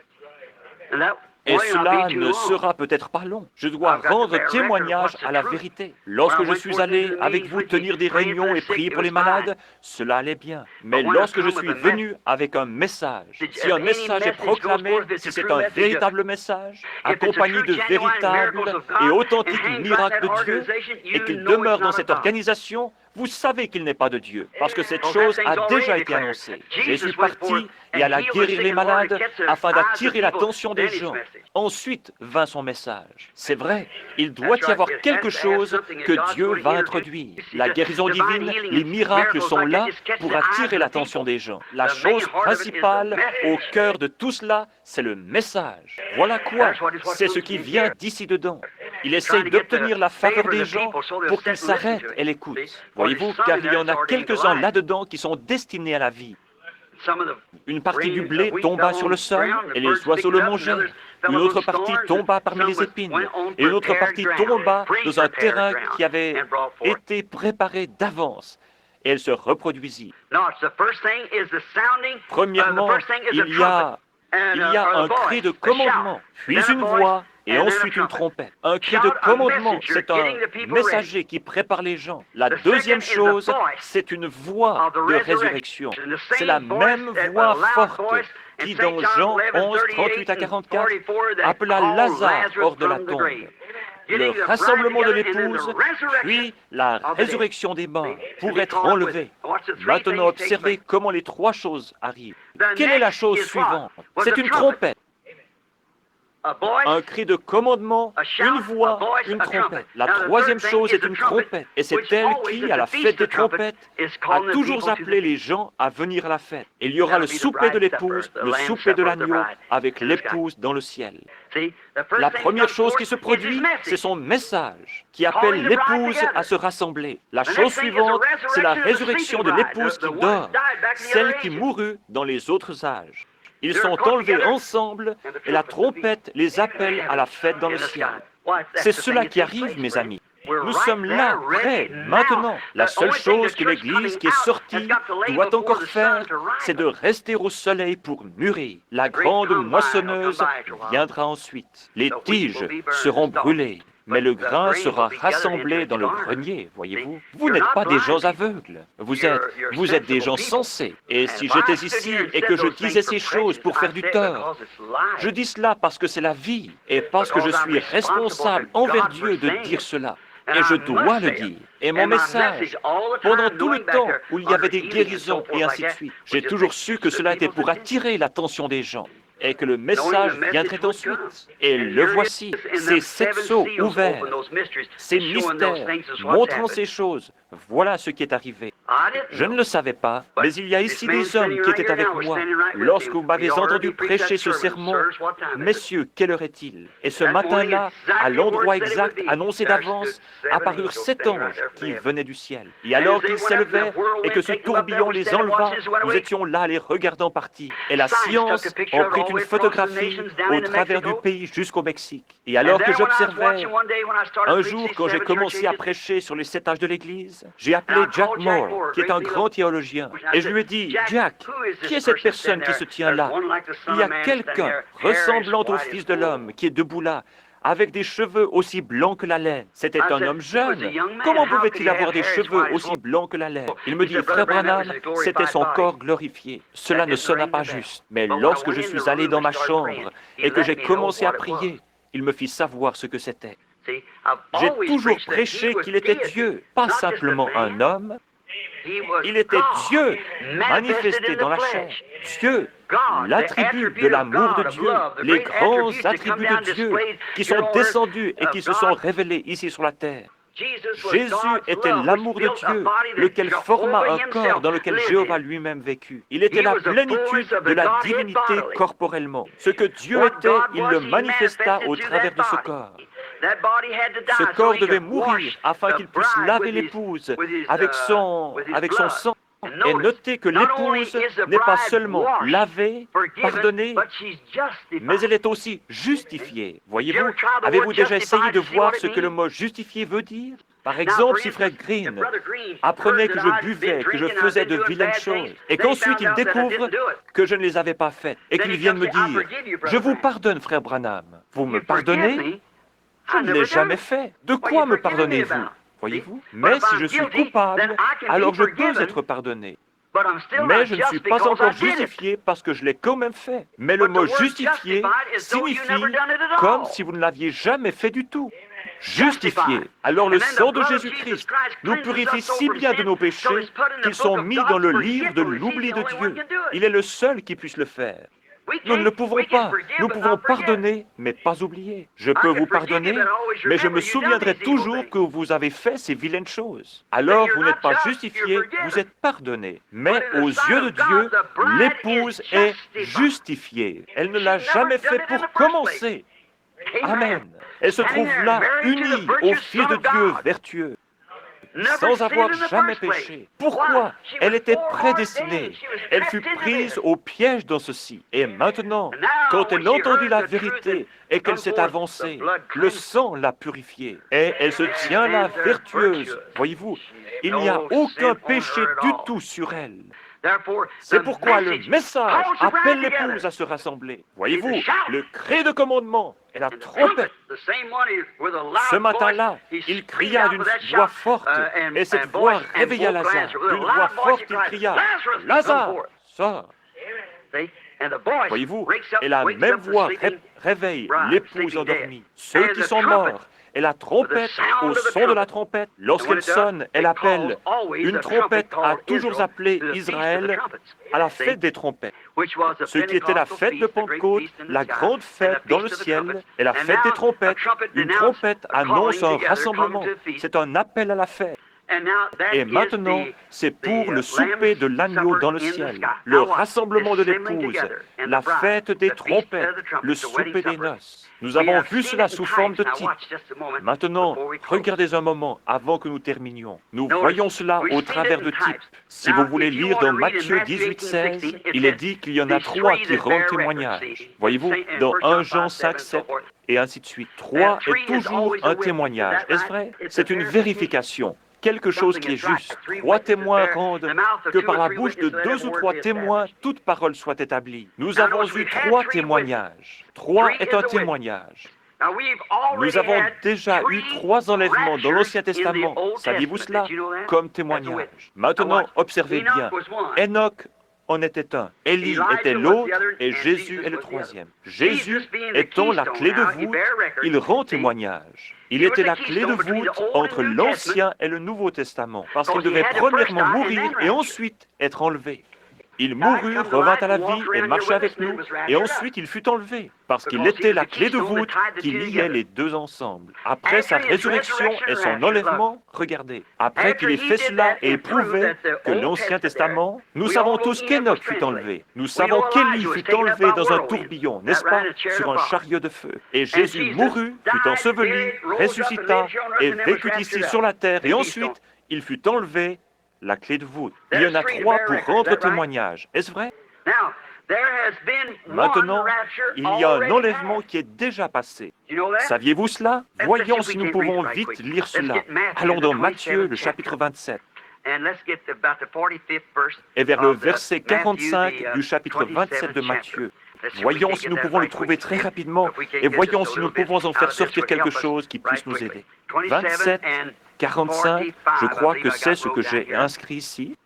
Lisons. Mais depuis la 6e heure, il y eut des ténèbres sur tout le pays jusqu'à la 9e heure. Et vers la 9e heure, Jésus s'écria d'une voix forte, disant, « Eli, Eli, lama sabachthani » c'est-à-dire, « Mon Dieu, pourquoi m'as-tu abandonné » Et quelques-uns de ceux qui se tenaient là, ayant entendu cela, disaient, « Il appelle Élie, celui-ci. » Et aussitôt, l'un d'entre eux courut et prit une éponge, et l'ayant remplie de vinaigre, la mit au bout d'un roseau et lui donna à boire. Mais les autres disaient, « Laisse, voyons si Élie vient pour le sauver. » Et Jésus, ayant encore crié d'une voix forte, rendit une voix forte. Remarquez que lorsque Jésus mourut, il cria d'une voix forte et rendit l'esprit. Et voici le voile du temple se déchira en deux depuis le haut jusqu'en bas, et la terre trembla, et les rochers se fendirent, et les sépulcres s'ouvrirent, et beaucoup de corps des saints endormis ressuscitèrent. Et, étant sortis des sépulcres après sa résurrection, ils entrèrent dans la ville sainte et apparurent à plusieurs. Un enlèvement est passé. 3 sont arrivés dans l'Ancien Testament. Pour ceux qui étaient préparés et à qui la parole du Seigneur était venue, voyez-vous, la parole du Seigneur vint à Enoch, la parole du Seigneur vint à Élie, il était prophète, voyez-vous, la parole du Seigneur était Jésus, voyez-vous. Regardons dans l'Ancien Testament, ces saints de l'Ancien Testament, lorsque ce premier enlèvement se produisit, remarquez au verset 50 que sa voix forte réveilla les saints de l'Ancien Testament, de même que sa voix forte réveilla Lazare, voyez-vous. Sa voix forte les réveilla. Et le second s'accomplit dans 2 Thessaloniciens au chapitre 4. Lisons cela. Nous venons de le lire il y a quelques minutes, voyez-vous. Nous ne voulons pas, frères, que vous soyez dans l'ignorance à l'égard de ceux qui dorment, afin que vous ne soyez pas affligés comme c'est 1 Thessaloniciens 4, 12 à 18.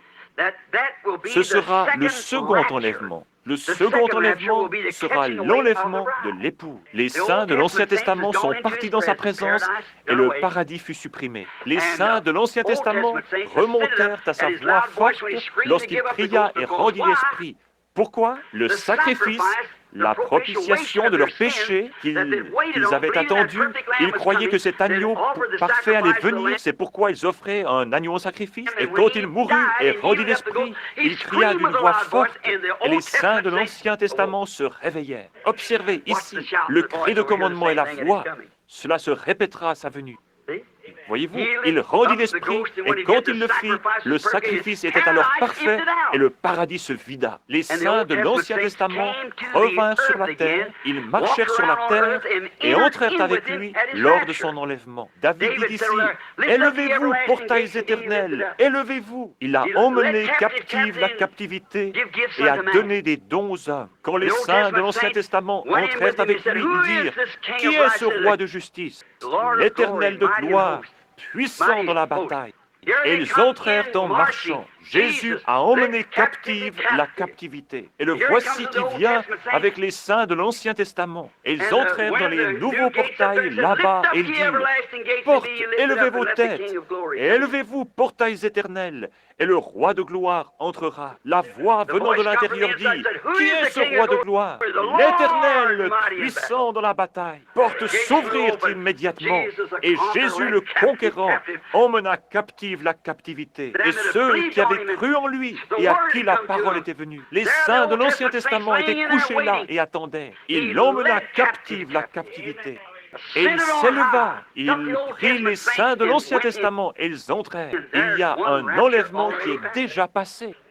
L'enlèvement suivant, comme décrit dans 2 Thessaloniciens, et pour l'Église, l'épouse, elle doit ressusciter d'abord pour être enlevée dans la gloire. Nous les vivants qui demeurerons, c'est le corps qui est laissé ici sur la terre. Nous ne devancerons aucunement ou ne ferons pas obstacle à ceux qui se sont endormis, car la trompette de Dieu sonnera premièrement et les morts en Christ ressusciteront. Voyez-vous? Puis nous, les vivants qui demeurerons, nous serons ravis ensemble avec eux. L'autre jour, je me tenais au coin de la rue. Je me tenais au coin de la rue. et je regardais le défilé du jour de l'armistice. Et quand il monte à la rue, j'étais là avec mon jeune fils Joseph. Premièrement, ce furent les vieux tanks de la première guerre qui passèrent, de vieux petits tanks. Après cela vinrent les gros tanks Sherman de la nouvelle guerre et les grands canons avec leurs bouches à feu et ainsi de suite. Avec leurs bouches à feu et ainsi de suite. Après cela vinrent les soldats et les mères de l'étoile dorée. Et ensuite vint un char qui portait sur la partie avant un cercueil pour commémorer la mort du soldat inconnu. Un soldat se tenait là, faisant la garde. Il y avait un fusilier marin d'un côté et un marin de l'autre. Une requête était écrite, et de l'autre côté, une mère de l'étoile dorée était assise. Elle avait perdu son garçon. Il y avait aussi une jeune femme qui pleurait, la tête penchée sur une table. Un petit garçon en haillons était assis à côté, des larmes coulant sur son visage. Il avait perdu son papa. Je pensais, quelle tristesse. Alors que je me tenais ici, regardant cela, je vois ces quelques soldats âgés qui marchent là tout estropiés, mais montrant avec fierté leur uniforme, parce qu'ils sont américains. Je pensais, oh mon Dieu, un jour, il y aura une déflagration qui viendra du ciel. Et les morts en Christ ressusciteront premièrement. Ces saints de l'Ancien Testament qui attendent là-bas une déflagration sortiront de là premièrement pour entrer dans la résurrection. Nous nous mettrons en ligne et nous irons dans les cieux. Ces vieux corps mortels changés, devenus semblables au corps de sa gloire. Quel défilé ce sera quand il commencera à se diriger vers le ciel un de ces jours. Dans ce temps de l'enlèvement qui est devant nous, oh, montrant fièrement le sang de Jésus-Christ sur leur poitrine, le message de Dieu de l'heure dans laquelle ils vivaient. C'est le moment que nous attendons, frères. Maintenant, regardez, pour terminer, la seconde résurrection, la première est passée, la seconde est proche maintenant. La troisième est celle des deux témoins d'Apocalypse 11, versets 11 et 12. Ce sont eux qui retournent avec l'Esprit de Christ pour témoigner aux Juifs comme Joseph le fit pour ses frères. Et vous vous souvenez qu'une fois morts, leurs corps restèrent exposés dans les rues pendant 3 jours et demi. Ensuite, l'Esprit de vie vint en eux et ils furent enlevés, ravis dans le ciel. Voilà vos 3 enlèvements du Nouveau Testament. 3 enlèvements dans l'Ancien Testament, tous sont passés. Maintenant, nous sommes prêts, attendant l'enlèvement des saints. Cela a été prononcé et cela sera ainsi. Lorsque Dieu dit quelque chose, les cieux et la terre passeront, mais cette parole ne faillira jamais. Lorsque Dieu a dit dans Genèse 1 que la lumière soit, il se peut qu'il y ait eu des centaines d'années avant que la lumière fût. Il dit qu'il y ait là un palmier, qu'il y ait là un chêne, qu'il y ait là un désert, qu'il y ait là une montagne, qu'il y ait là cette chose. Il prononça cela, voyez-vous, et aussi longtemps que cela sortait de sa bouche, sous la forme d'une parole, cela devait être manifesté. Cela devait l'être. Un jour, il appela son peuple à sortir. Il avait parlé à un homme appelé Moïse, au travers d'une colonne de feu. Une lumière, un feu saint et sacré. Le peuple ne voulait pas croire Moïse. Il dit alors, amène-les vers cette montagne. Ce matin-là, la montagne était enflammée. Il y avait des éclairs et du tonnerre. Et le peuple dit, ne laisse pas Dieu nous parler, mais que Moïse parle, de peur que nous périssions. Dieu dit, je ne leur parlerai plus comme ceci, mais je vais leur susciter un prophète. Et je parlerai au travers de lui, et si ce qu'il dit arrive, alors écoutez-le, parce que je suis avec lui. Il a prononcé cela. Il a dit que cela arriverait. Regardez le prophète Ésaïe. C'était un homme intelligent. Un homme qui avait l'estime du roi Osias, parce qu'il avait vécu avec lui. Or, le roi Osias était un grand homme, mais il essaya une fois de prendre la place d'un prédicateur. Et il entra dans le temple, il fut alors frappé de la lèpre. Et c'est ce que j'ai dit aux hommes d'affaires. N'essayez jamais de prendre la place d'un prédicateur. Non, monsieur, restez à l'endroit où vous êtes, voyez-vous. Faites votre travail, ce que Dieu vous a dit de faire. Si vous êtes un doigt, vous ne pourrez jamais être une oreille. Et si vous êtes une oreille, vous ne serez jamais un nez. ou un nez, un œil. Voyez-vous, restez à votre place. Vous avez entendu l'autre jour le message qui a été diffusé. Essayez de rendre un service à Dieu. David, le roi oint, et tout le peuple jubilait et criait que c'était juste. Mais il n'avait pas consulté le prophète de Dieu. Et un homme mourut et tout fut gâché. N'essayez pas de faire une faveur à Dieu. Attendez que les conditions de Dieu soient remplies. Laissez-le arriver selon sa façon de faire. Je commencerai cette grande chose, cela produira ceci. Oh, sois prudent, frère. David savait mieux faire que cela. Nathan était dans le pays en ce temps-là. On ne le consulta même pas. Voyez-vous, il consulta les capitaines de centaines et de milliers. Tout le peuple jubila, poussa des cris et dansa. Ils avaient toute l'animation religieuse. Mais cela n'était pas dans la ligne et dans l'ordre de la parole de Dieu. Et cela échoua. Toute autre chose qui n'est pas dans la ligne et dans l'ordre de la parole de Dieu échouera. Seule la parole de Dieu demeurera à jamais. Le ciel et la terre passeront, mais pas ma parole. Remarquez Ésaïe, ce jeune homme intelligent qui était là. Tout à coup, l'Esprit le frappa. Il ne pouvait rien dire de différent. Il était prophète. Il dit, « Voici, une vierge concevra, car un fils nous est né, un enfant nous est né, un fils nous est donné. On l'appellera Conseiller, Prince de paix, Dieu fort, Père éternel. Le gouvernement sera sur son épaule. Son règne n'aura pas de fin. Son règne n'aura pas de fin. » Comment cet homme pouvait-il dire intelligemment qu'une vierge concevrait? Tout le monde s'attendait à cela. Cela avait été prononcé, c'était « Ainsi dit le Seigneur ». Cela devait arriver, parce que c'était la parole de Dieu.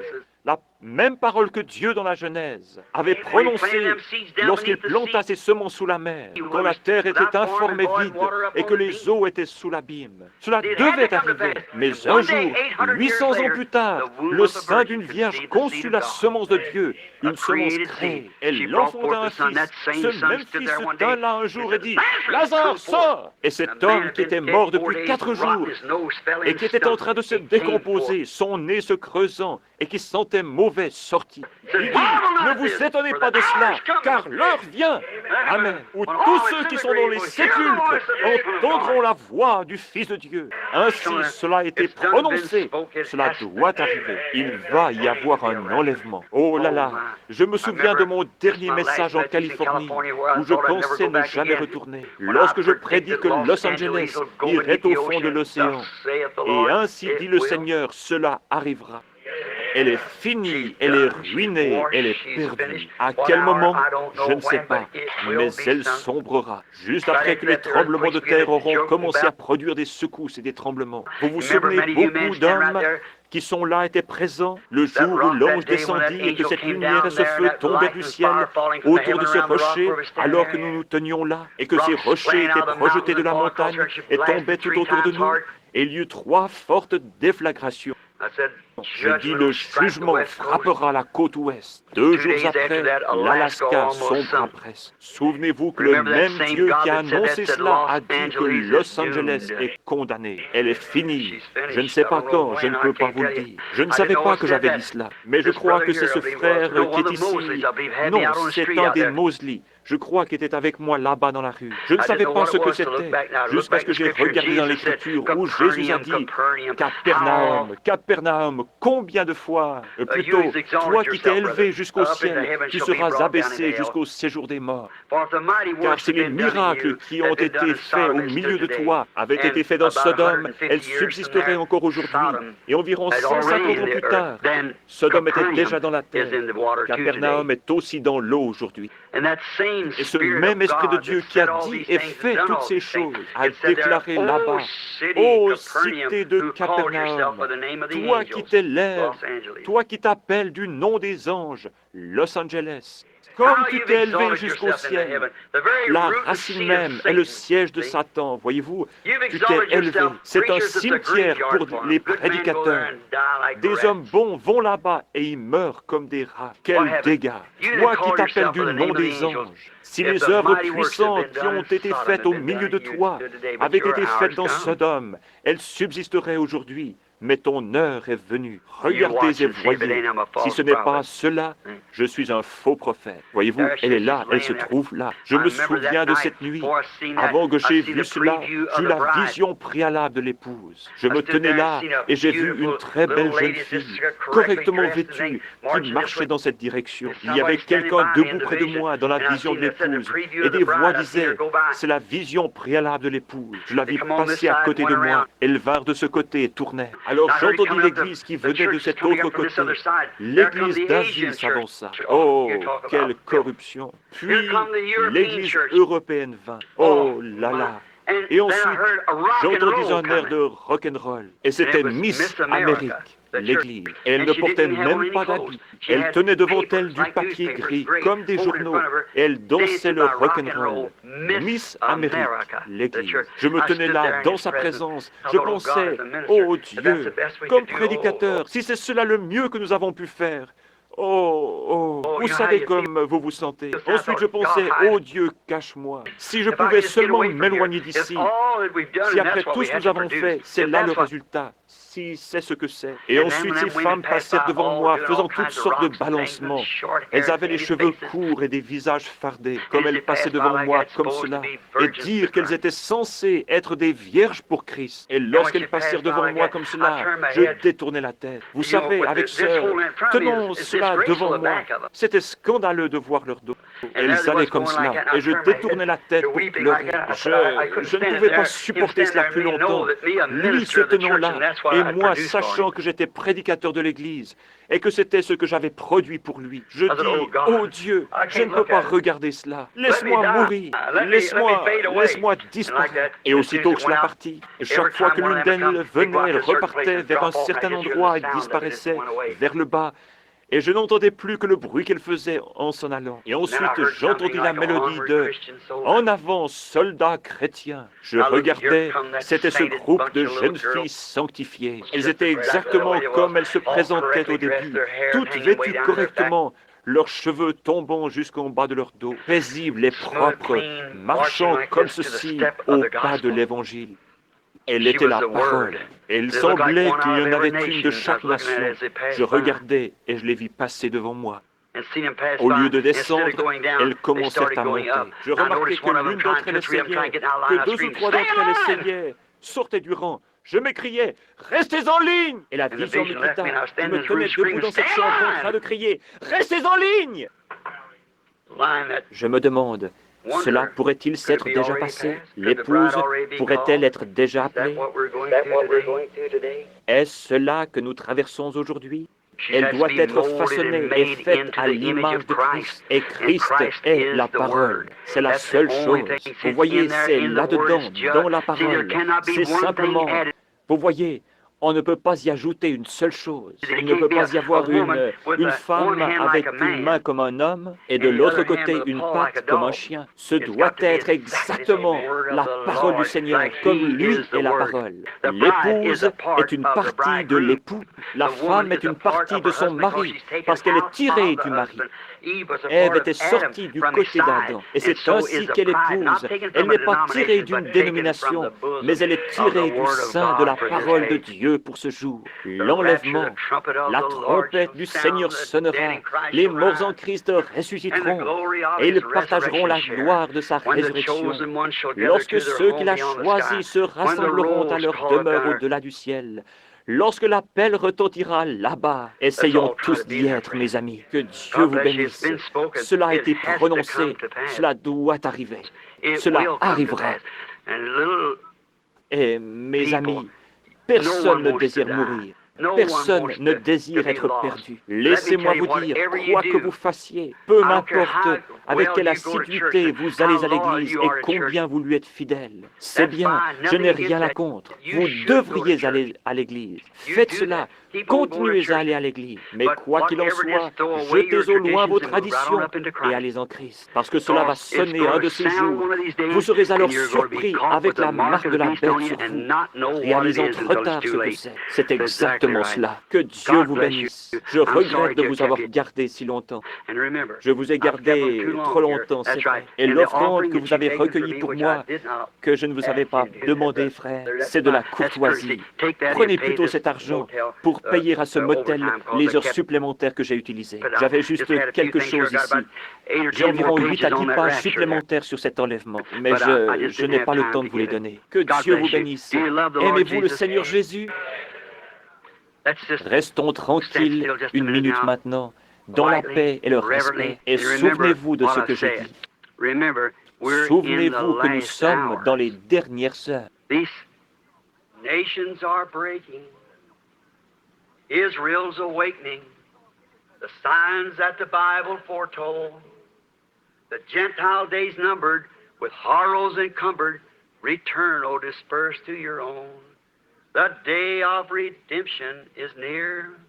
Man's hearts are failing for fear. Be filled with the Spirit, your lamps trimmed and clear.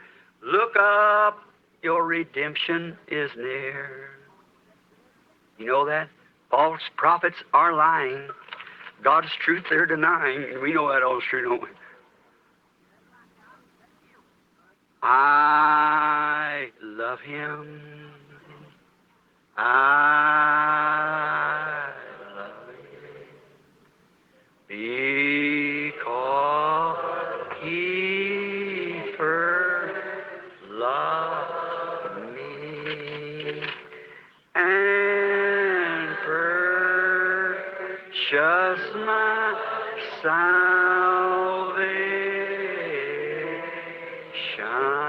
on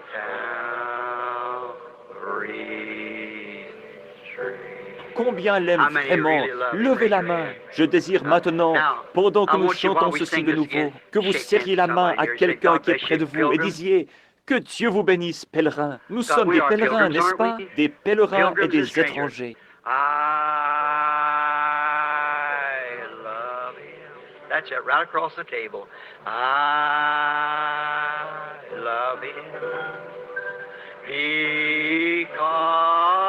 He first loved me and purchased my salvation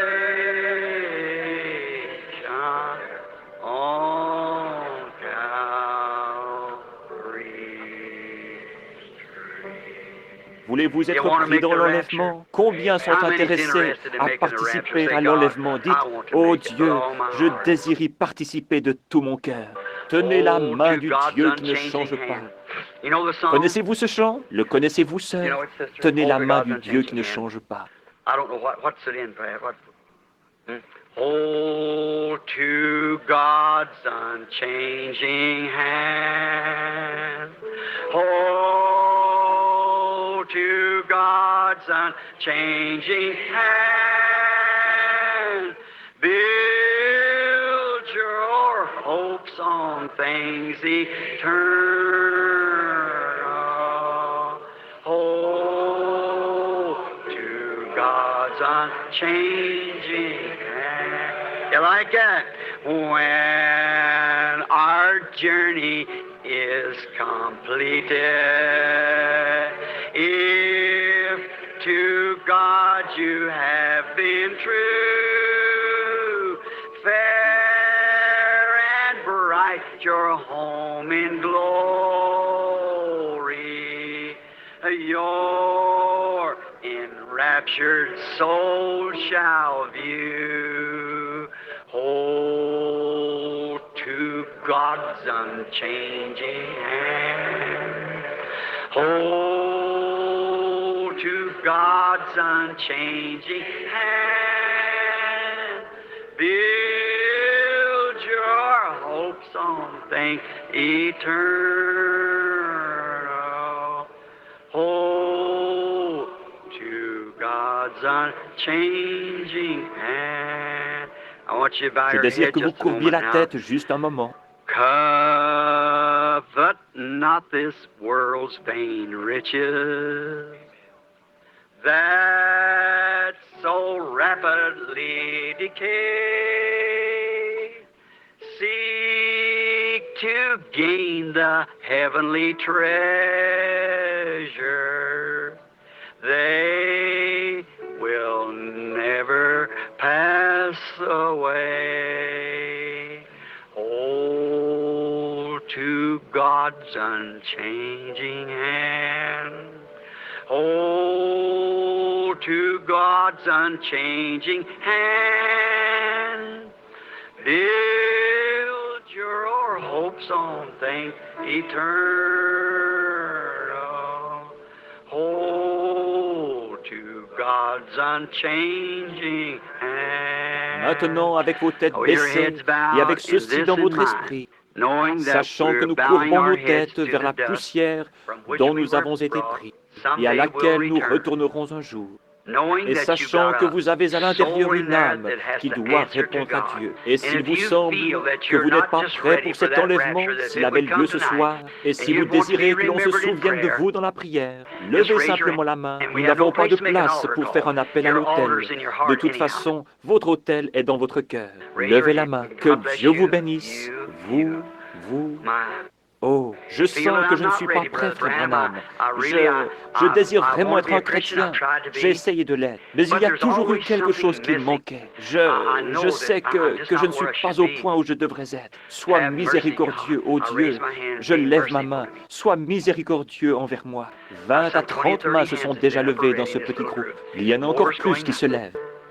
Dieu bien-aimé, tu sais ce qui se trouve au fond du cœur, qui est derrière cette main. Je te prie, ô Dieu bien-aimé, il y a seulement une chose dont je suis responsable, c'est de dire la vérité. Et Dieu bien-aimé, ils désirent être sauvés. Ils désirent vraiment. Ils ne veulent pas simplement quelque chose qui ne soit qu'une émotion, de l'emballement. Un système dénominationnel, un credo, un dogme qu'on a ajouté. Ils comprennent, Père, qu'il faut la parole de Dieu pure et sans mélange. Tout le reste passera, même les cieux et la terre. Mais ta parole ne passera pas. Et si nous sommes cette parole, la terre passera au-dessous de nous. Mais nous ne pourrons jamais passer parce que nous sommes cette parole. L'épouse de l'époux. Je prie pour chacun afin que tu le leur accordes, Père. C'est là ma prière sincère. Excuse-moi, Père, d'avoir été si nerveux ce soir, arrivant ici en retard et tremblant en prononçant ces mots entrecoupés. Que d'une façon ou d'une autre, grand Saint-Esprit, tu les remettes ensemble par ta divine façon d'opérer et apporte-les au cœur des gens, comme venant de mon cœur, avec le motif et l'objectif que j'ai dans mon cœur pour toi. Ne le feras-tu pas, Seigneur, et sauve ceux qui peuvent être sauvés, et attire-les à toi, Seigneur. Et puissions-nous être prêts pour cette heure de l'enlèvement qui est très proche, car je te le demande au nom de Jésus. Amen. Que Dieu vous bénisse. Maintenant, le président de la Convention.